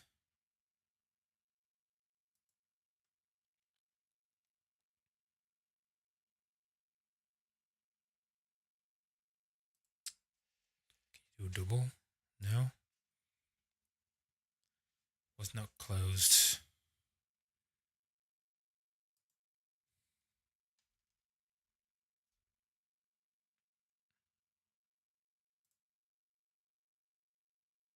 Was not closed. I don't know what I'm doing now. I know what I want to do, I just don't know how to do it. Print your score. We want it to say your score.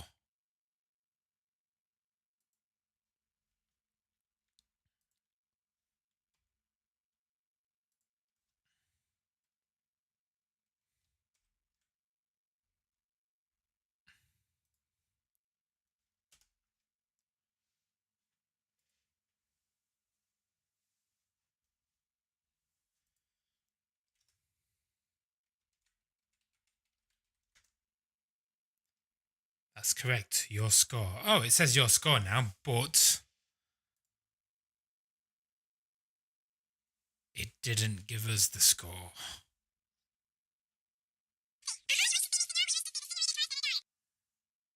Are you back on later? No, probably not. I've literally been in my pajamas all day. I've been sat in this chair all day. It's been an absolute waste.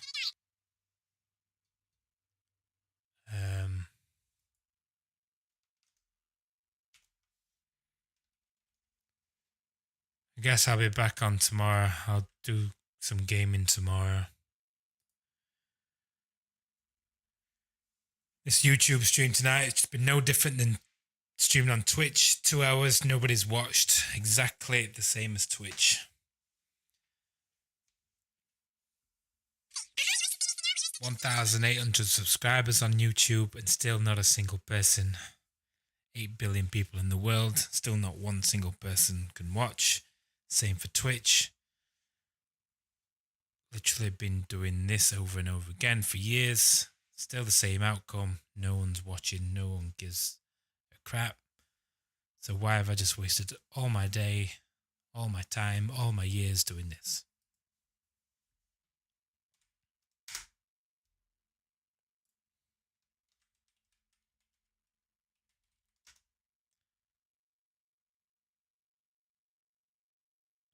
Unsupported operand type for non-type and int.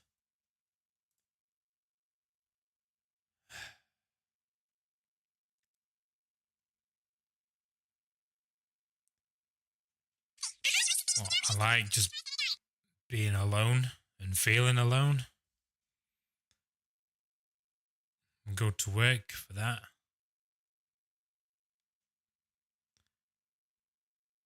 I still don't know how to call this.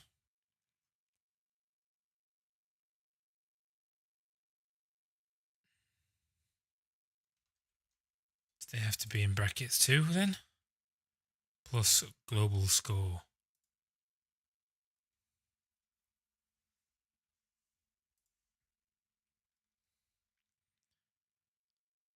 You've just said though, because I like it, but nobody else likes it. But I don't like the feeling of being alone. Your score, still not doing it.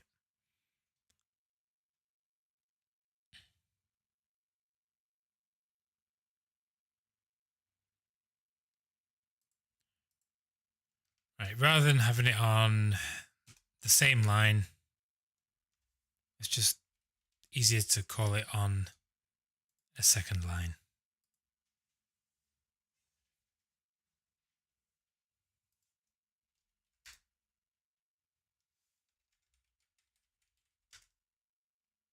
Okay, how easy was that? Just to print it on another line.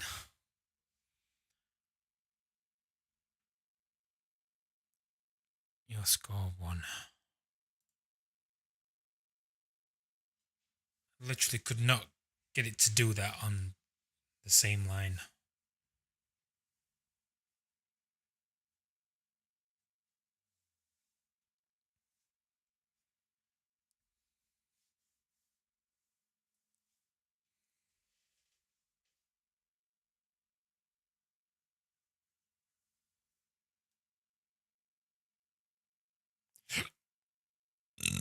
Excuse me.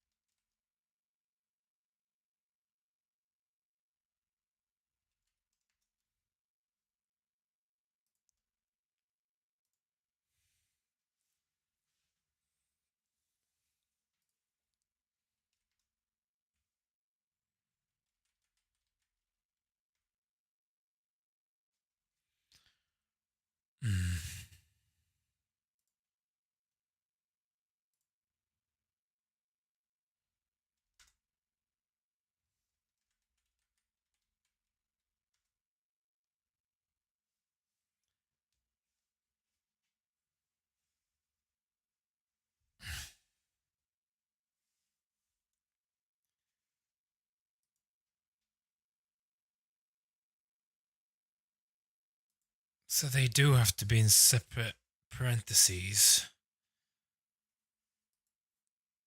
I know I've literally just done this.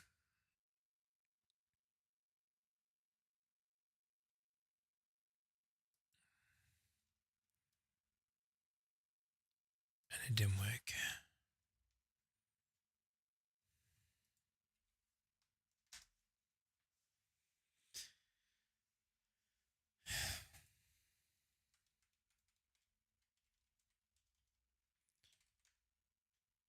Your score. See, I just want the number to be displayed next to your score there.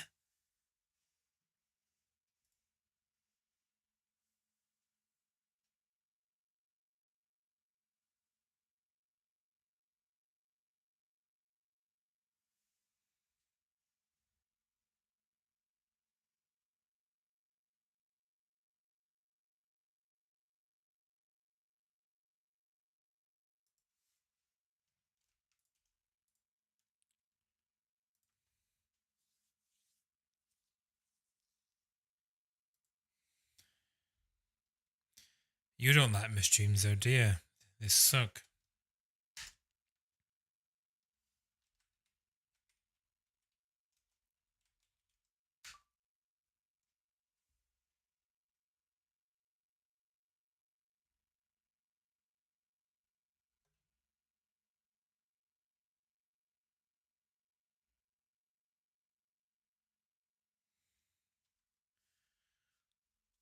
Unsupported operand types for non-type and int.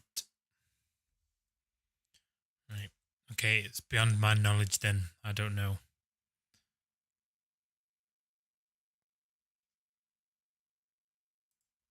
So you don't use the plus then. Statements must be separated or semicolons.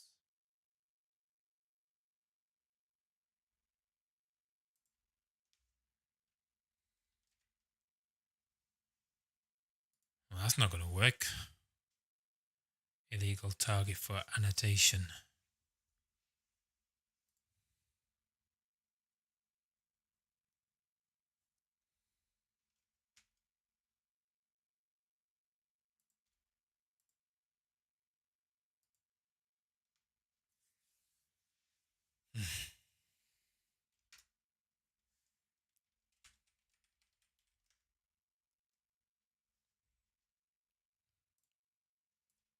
Forget it.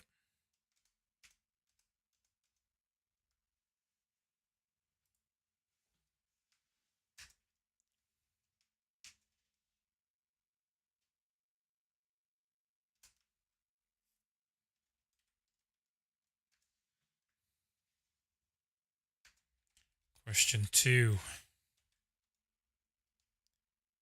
equals input What color is the grass?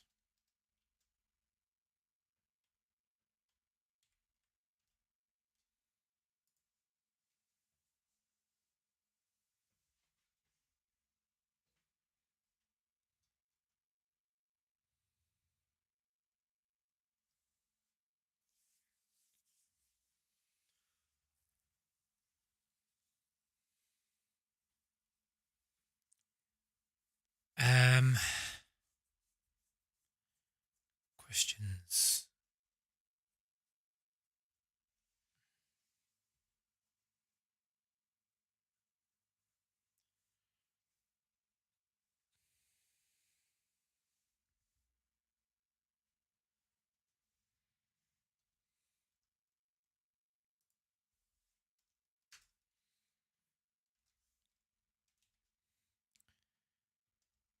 If question 2 equal to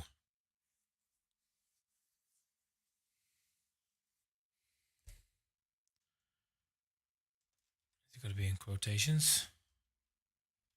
Green.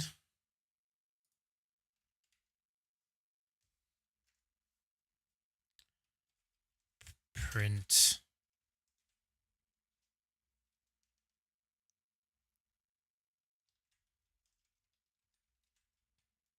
yes, that is right.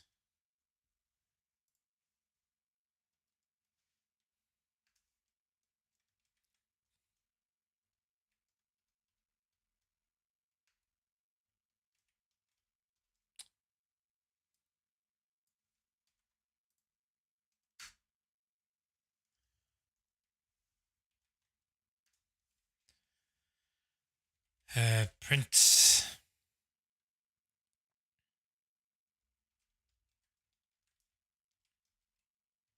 your score now is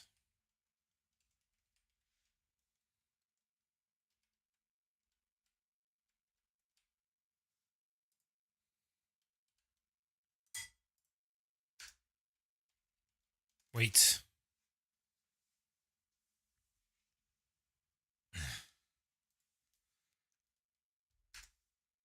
Global score equals to and plus 1 again. Is that right? Or is it just the plus 1? I can't remember. The score now is print global score.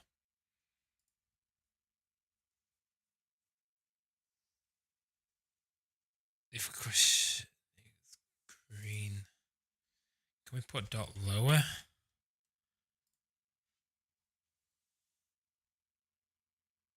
Wait, no, that's wrong. Can we put dot lower there? Return a copy of the string converted to lowercase. Sweet. Can I do that here? What name? Dot lower.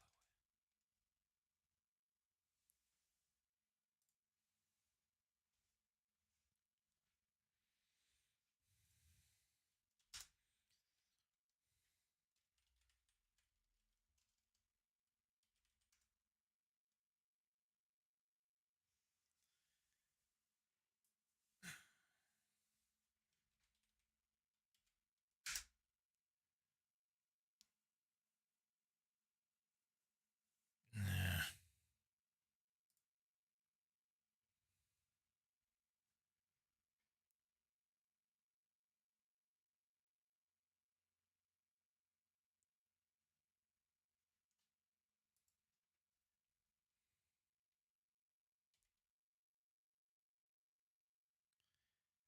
Expected.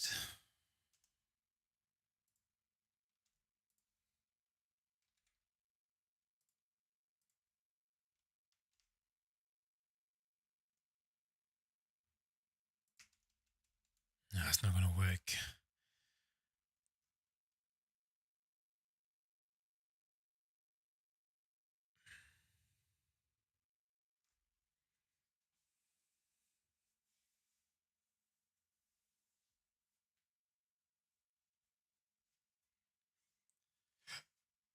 That should have worked though. Well, saying it should have, but I don't know. I was hoping it was.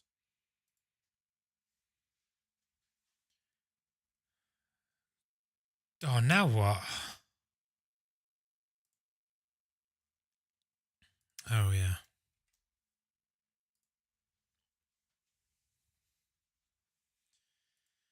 Yes, I would like to play a game.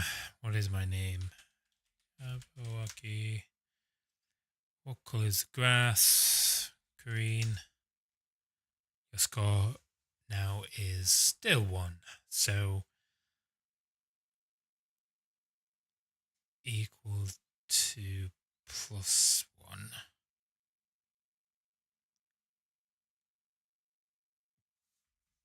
Maybe don't need the equal to. Let's just try that.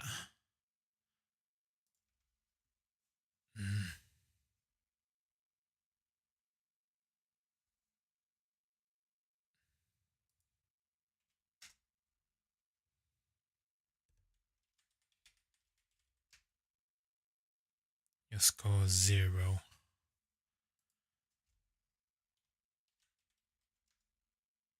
Your score is still 0, right? So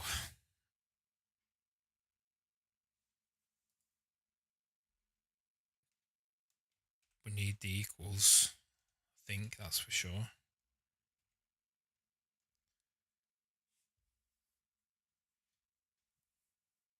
But that still gave it a value of 1.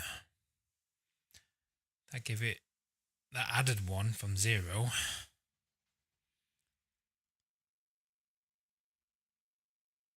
Global score. How do we get it to add?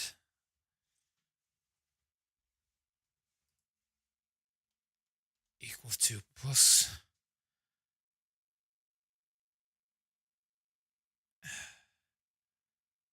Literal 1 and 0. What does that mean then? Literal 1. 1 plus 0. Is that what that's saying?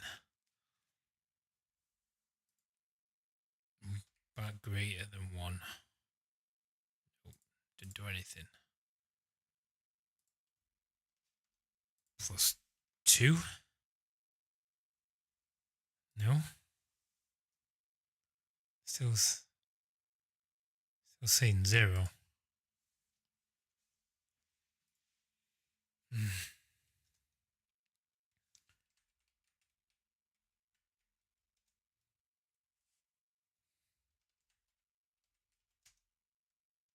Score is still 1.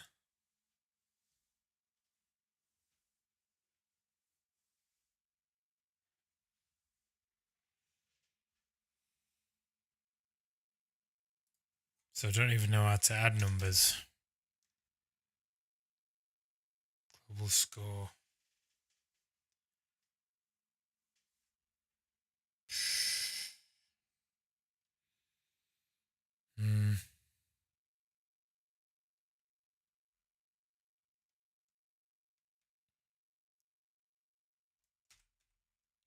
Equals.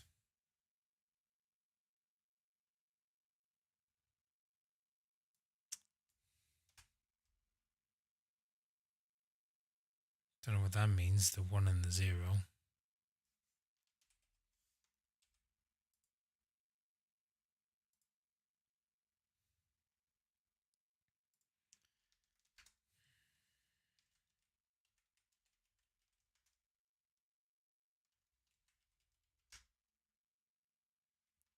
Still 1.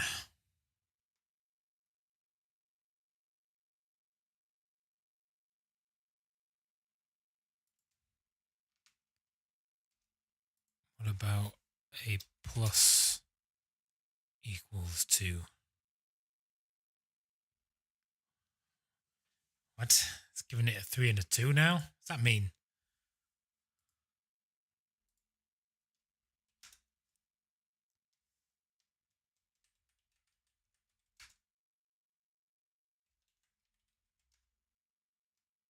Score is now 3.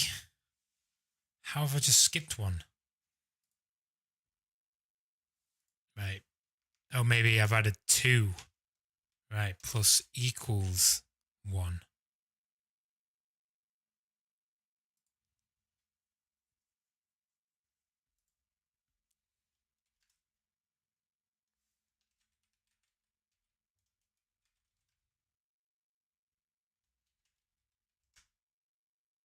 Get in. I figured it out. So it's plus equals. Plus equal. That's so weird. Why is that? Why was that equals plus 1? And now when we want to add 1, it is plus equals. That is insane.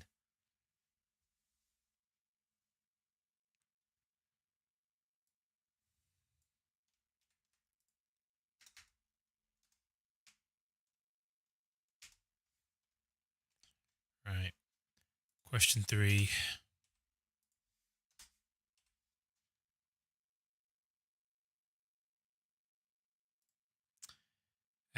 What color is the sky?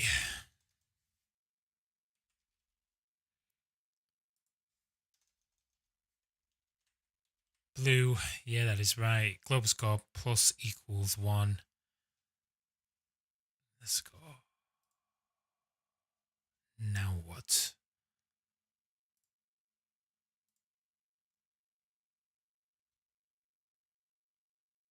Time dot sleep.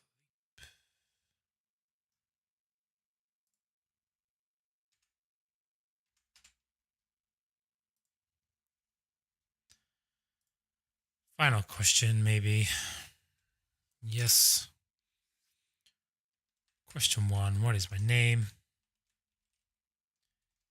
Java-Wockee. Score is 1. What color is the grass? Green. The score is now 2. What color is the sky? The sky is blue. Yes, that is right. Your score is now 3. Amazing. Simple question and answer. Now, how do we call a total score?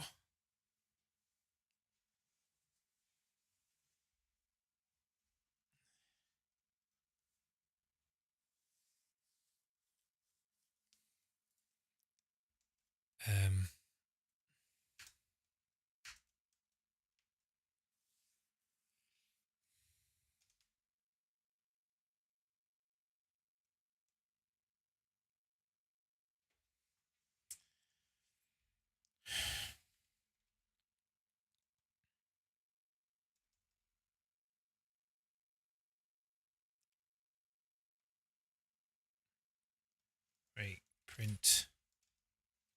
Can I now say this is the end of the game? That's the end of the game.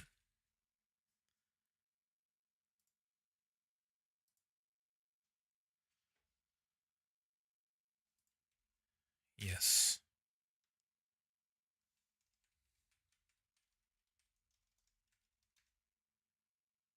Close the grass. Grass is green. Close the sky. Blue. That's the end of the game.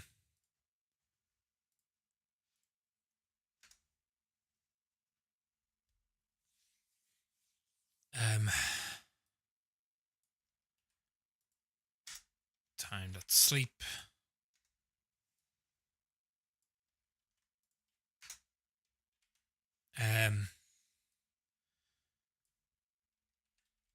Your final score is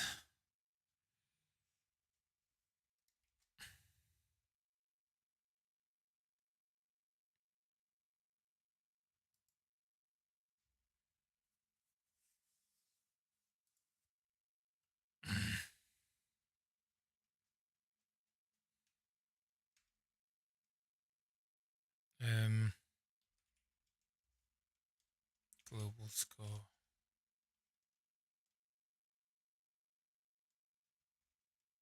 Wait.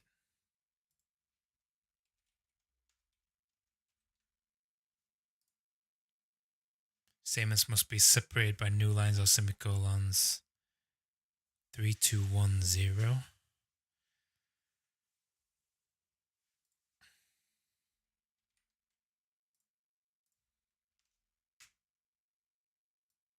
Now it needs to be printed, doesn't it? Print global score.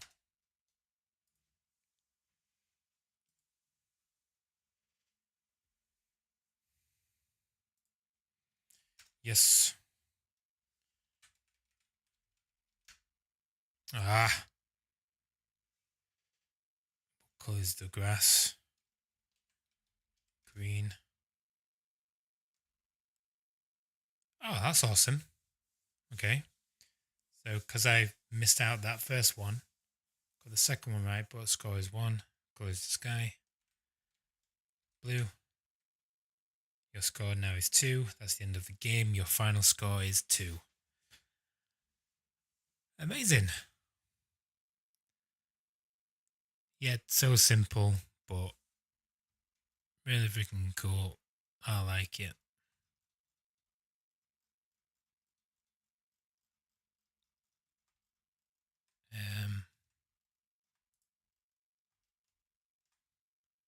Shift O. Ah. Print global score.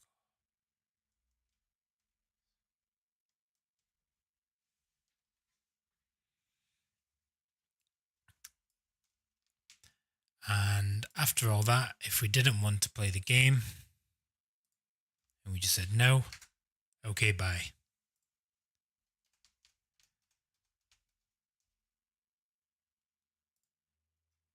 After all that line of code,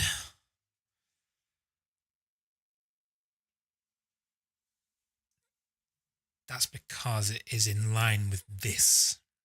See, that's another thing why I love it. Because this line of code here, the first question,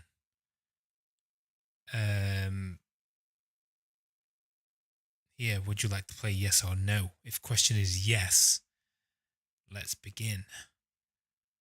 But if the answer is something else, which links it all the way down here, okay, bye. I don't know if that's the right way to do it, but it works.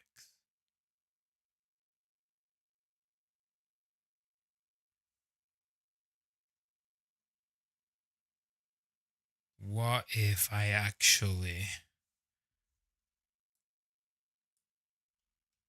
moved that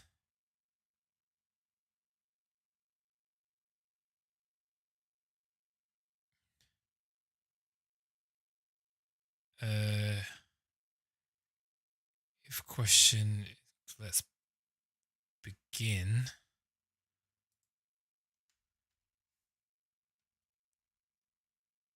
This one needs to be here.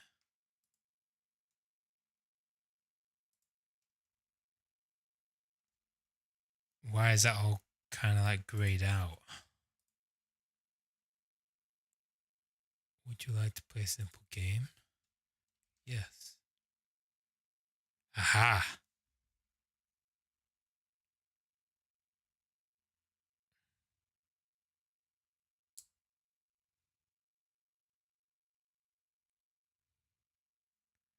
Great, let's begin. That's because that's right. So that has to be in the middle, I think. That has to be on the outside.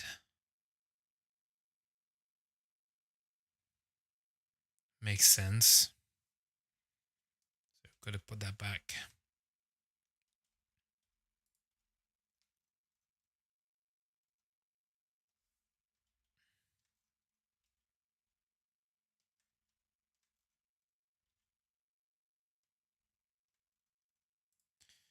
yeah.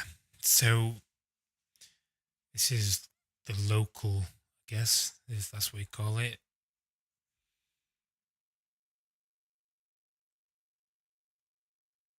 Yeah, that makes sense now. It has to stay there. If the player doesn't want to play the game, then it's going to go straight to OK bye exit. But if the player does want to play the game, then it's going to continue with the rest of the code. Awesome stuff.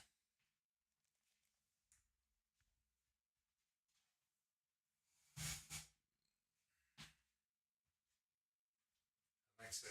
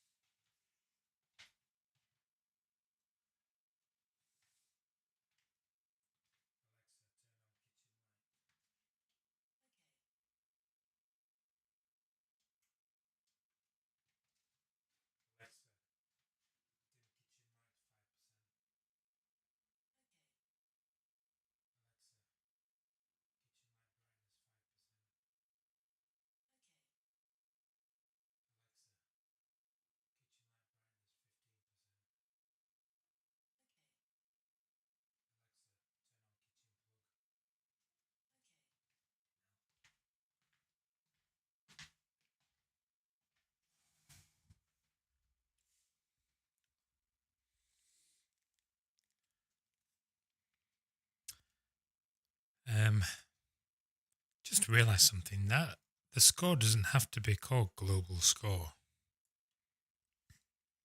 You can just have it called score.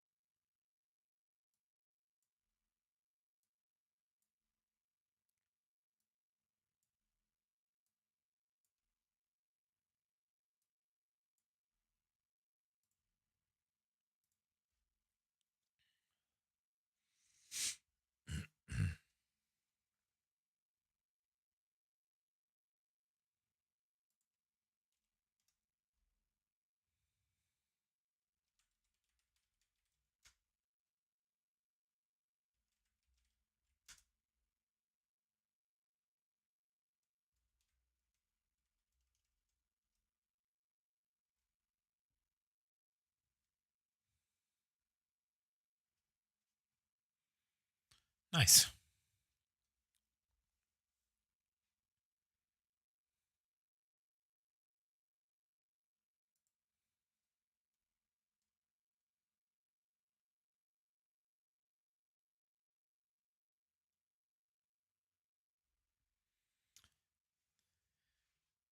Yeah, hello. Are you waving? Hello? Still annoying that I can't get score to print on that same line. Score.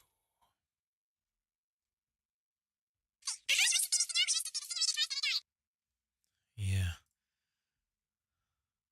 Just boring though, innit? You say I like it, but nobody else likes my streams.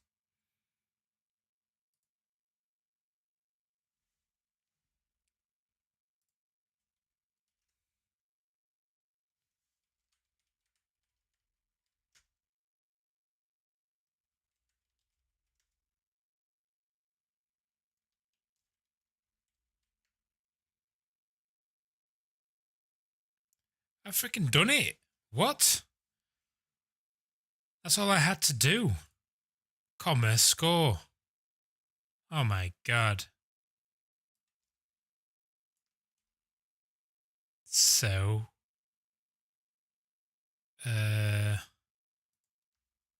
comma.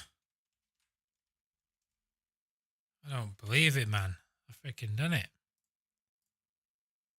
Dash score. Get rid of that now. Dash score.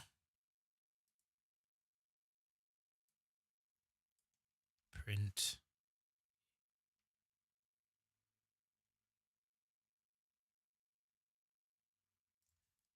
Your score is dash score.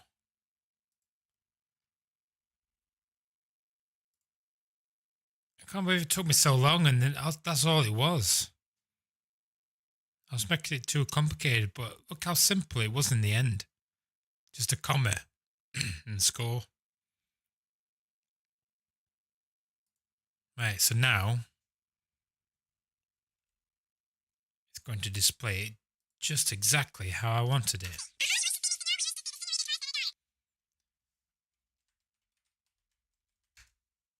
Your score is 1. Look at that, perfect now.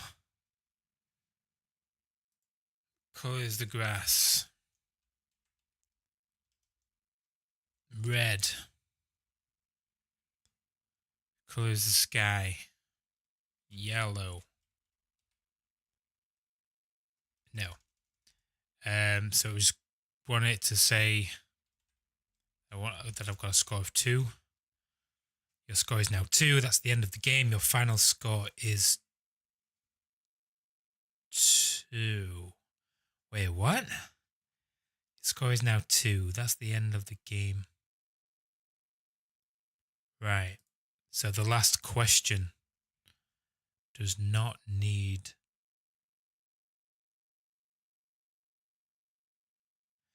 to say what my score is on the last question. Yeah, that's right. Okay.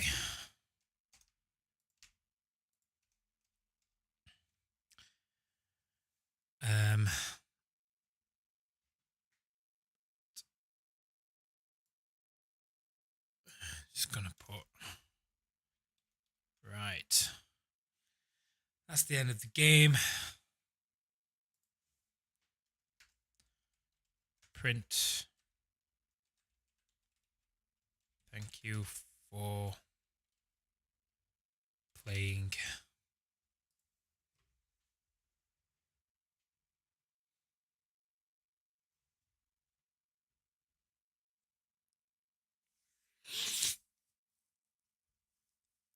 Only thing I don't know how to do now is if I want to ask the player to play again, then start from the beginning. Your final score is. I don't need that.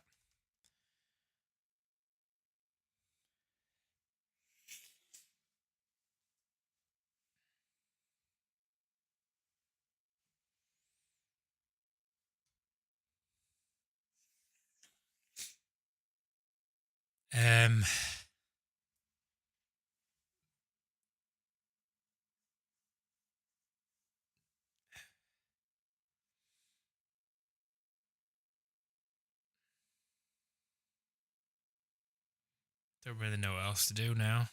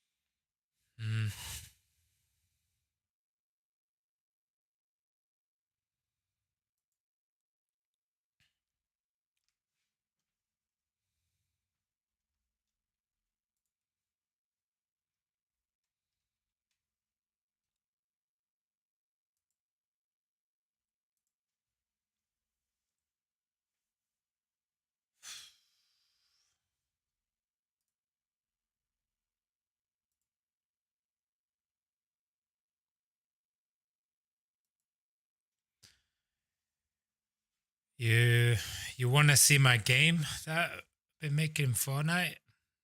I've been doing a bit more of that today.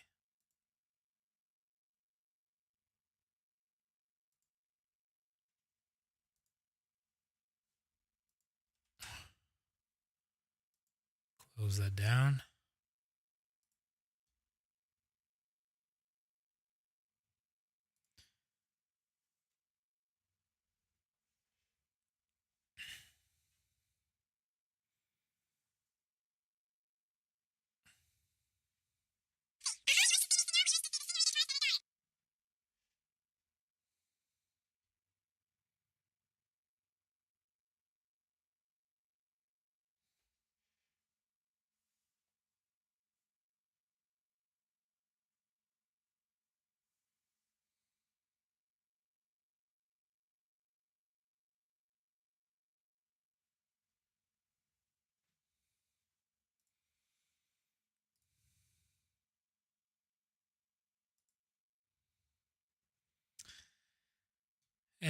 Yeah, just added a few extra bits, but it's looking pretty well actually.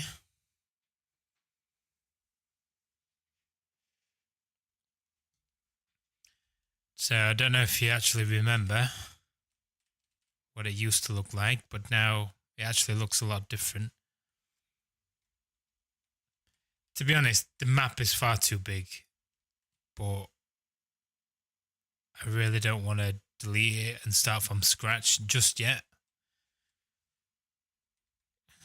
I'm using this map just to basically learn stuff, and I've done too much in it already to start from the beginning, so I don't want to do that just yet. But there has been a lot of changes. I've put trees.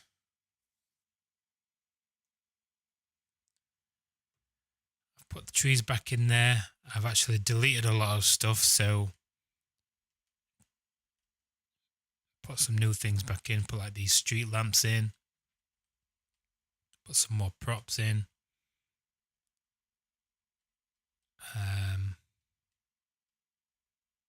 The player now spawns here. And I've just created like a little path just to try and indicate the player where to go. Then we've got the main path here that goes towards the house, but we've also got a path to the side here that goes to nothing yet. And this one. Wait, I hope this is not going to break my stream.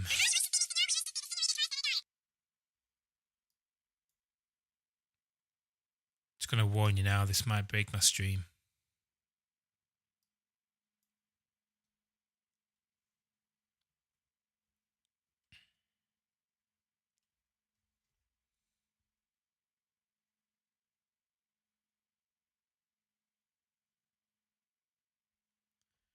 Preparing shaders. Did your computer crash last night? No. I just ended the stream.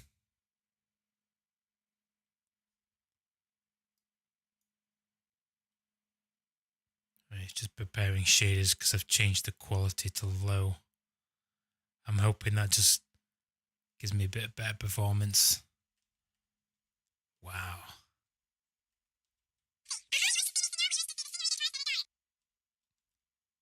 Yeah, so obviously the quality does not matter whatsoever when I'm inside the editor.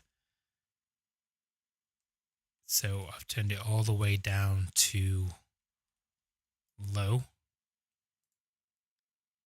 Show atmosphere. Show decals, fog, grid. Skeletal meshes, static. Oh my gosh. Anti-aliasing. That's actually mad. But that probably saves on some performance, actually.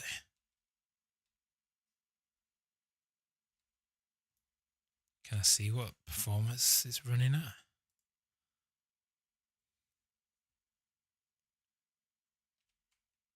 (120 FPS).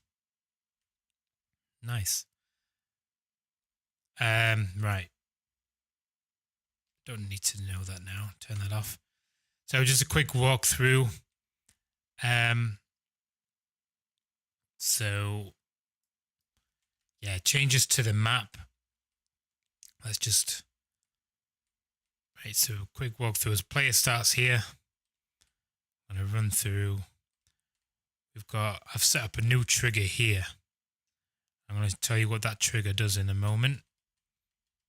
This trigger here turns on two lights, turns on these light bulbs that just illuminates these two statues. I've set up a camera inside of this actual physical camera here. But this camera doesn't actually display a video feed, so I've had to place another camera to replicate an actual security camera. If that makes sense. So you can see here, the camera, I've put it inside to make it look like its perspective is from the security camera. If we pilot this camera, gate cam, this is the view from said camera. Right, going back to this trigger platform, when my player stands on this trigger platform, it is going to trigger again said security gate camera, and it's going to play a sequence where it's going to switch from my view to this camera perspective. So while I'm playing, the game's going to switch from my third person camera to this camera. It's going to be pretty awesome. I'll show you when I run the game. And then there is another. What's this one doing now? I forgot. I don't think it does anything. It was supposed to, but then I think I changed it. So now it actually does nothing. I can delete that. Right. Moving on. We have another security camera here. And I put another camera in the view of it. So if we change the perspective to front door. Wait, it's not that one. It is door cam. Yeah, so remember that. So now I've got that to trigger when my player presses this button to open the gate. It's then going to trigger to this camera. And then while my player's walking through the gate, it's going to be like the security, someone's watching me through the security camera. It's pretty cool. However, if I go to my cinematics, I can actually show you the sequence.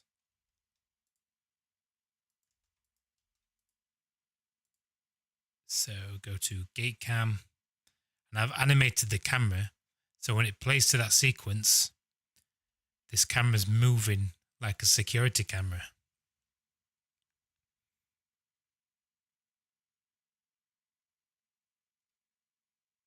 So that's the animation it plays when I trigger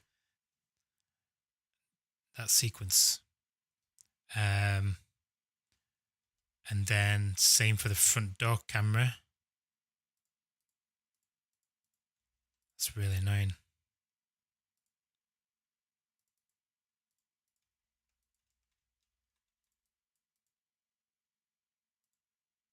So the front door camera plays. That's going to move to there, zoom in, and then zooms back. But I've also set up two cameras here. So the sequence that it's going to play, it's going to play to this camera, from this camera.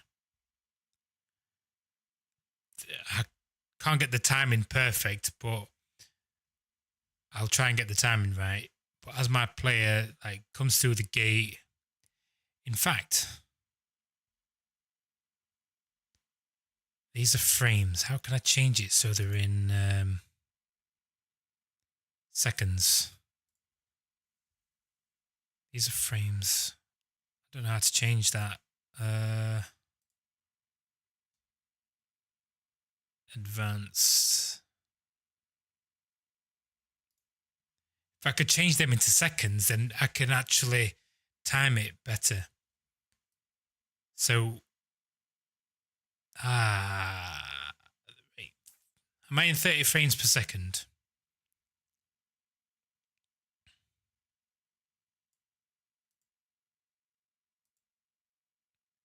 Show time as seconds. Oh, here we go. Perfect. Right. Oh, this might be better now. So it's going to zoom in. What are we on? 5 seconds. I could delay the gate to open after 5 seconds.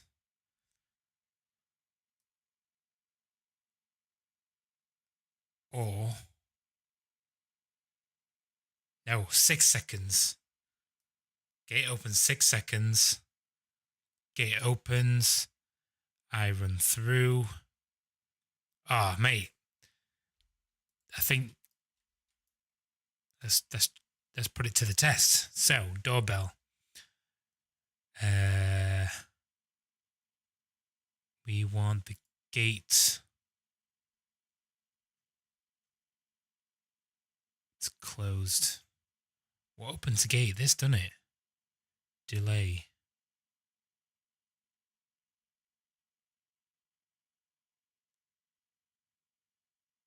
Is that right?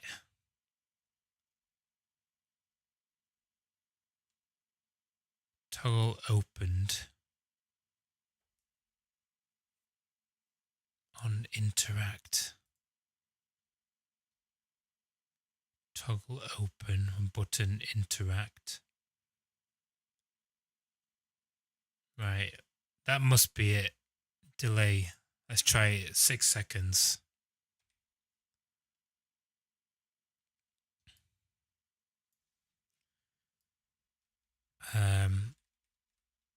So yeah, we've gone through there.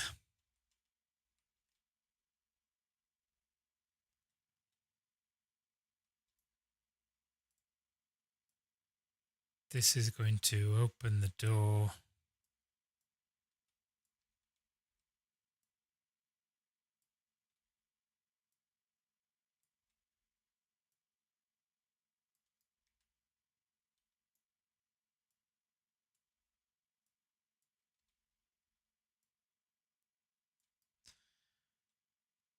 Then once we are through the door, the player's going to start taking damage.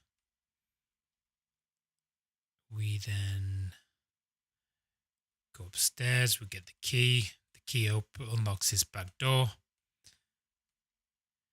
Now, I have extended the level through the back now. So put in more lampposts, put in more trees, and we have new areas to explore. But this is as far as I've got. There's like literally nothing we can do in here. Just lots of rooms to explore. So I need some more time on that. And then we have another big area to explore.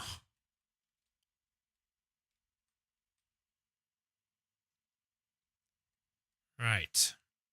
Let's put it all to the test. And yeah. Save. Launch session. Then I'll show you how it looks in Fortnite.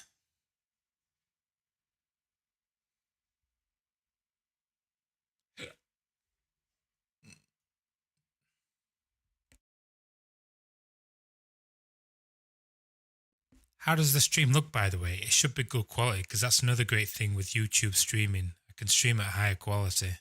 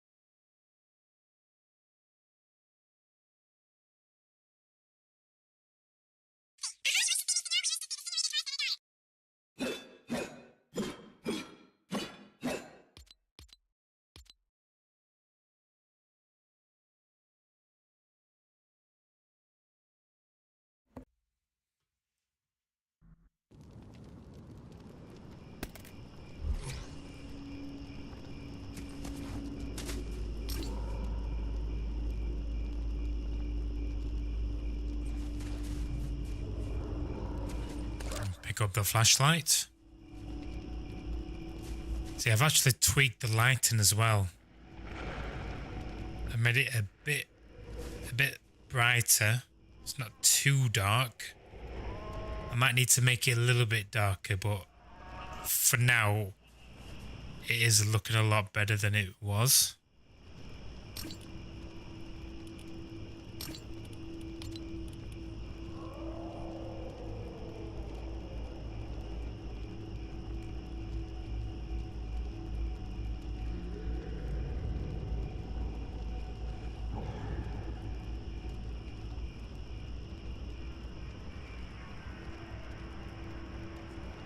Right, let's just try and do a quick run through.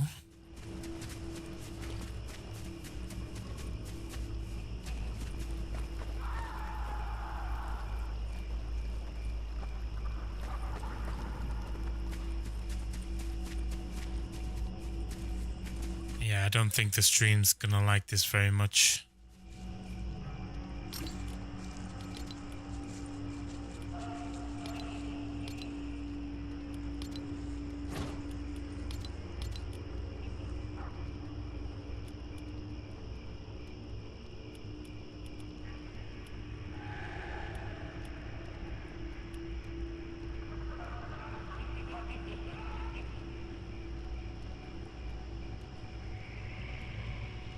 Encoding overloaded.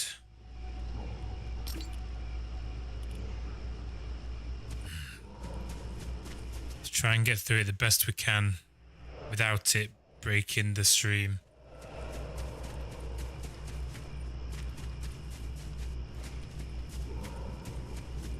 So here's now playing.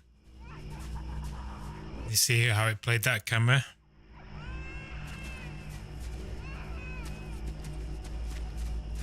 Now let's see if this part works.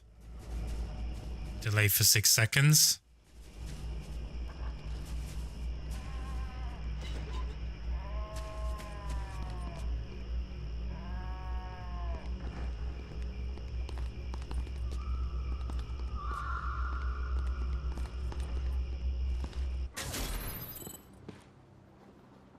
Not perfect, but still pretty awesome.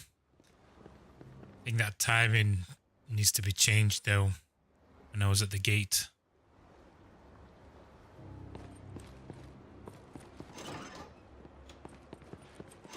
Just go and grab the key.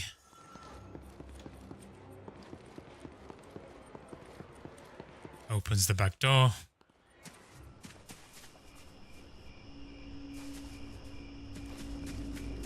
So like I said, it's dark, but not too dark. So I think I might have just got it right.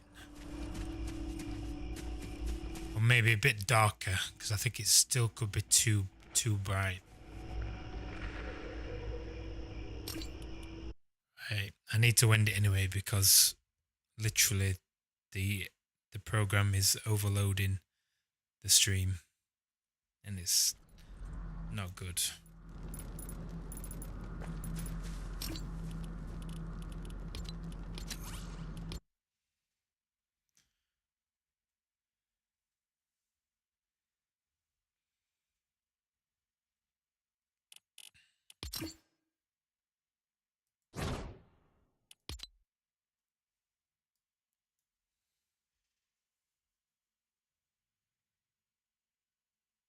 So what do you think? Did you get to see it okay? I don't know if the stream's back to normal now, or is it encoding still overloading? I think I might need to just turn off the engine altogether.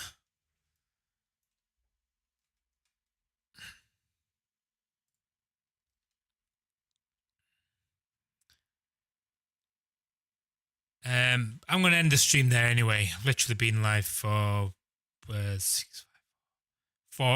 hours, so we're going to end it there.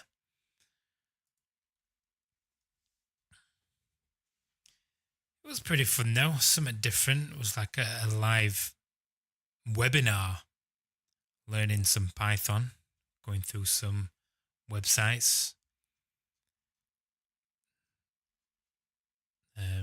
Yeah, really good. Right, I'm off then. I'll probably do a few more YouTube live streams, because this is my first one after a long time, so give it a chance and see if people will come to the live streams. But I think in terms of gaming live streams, I'm going to stick with Twitch for tutorials, and anything else, then I'll do YouTube live. Right. Okay, I'm off. See ya.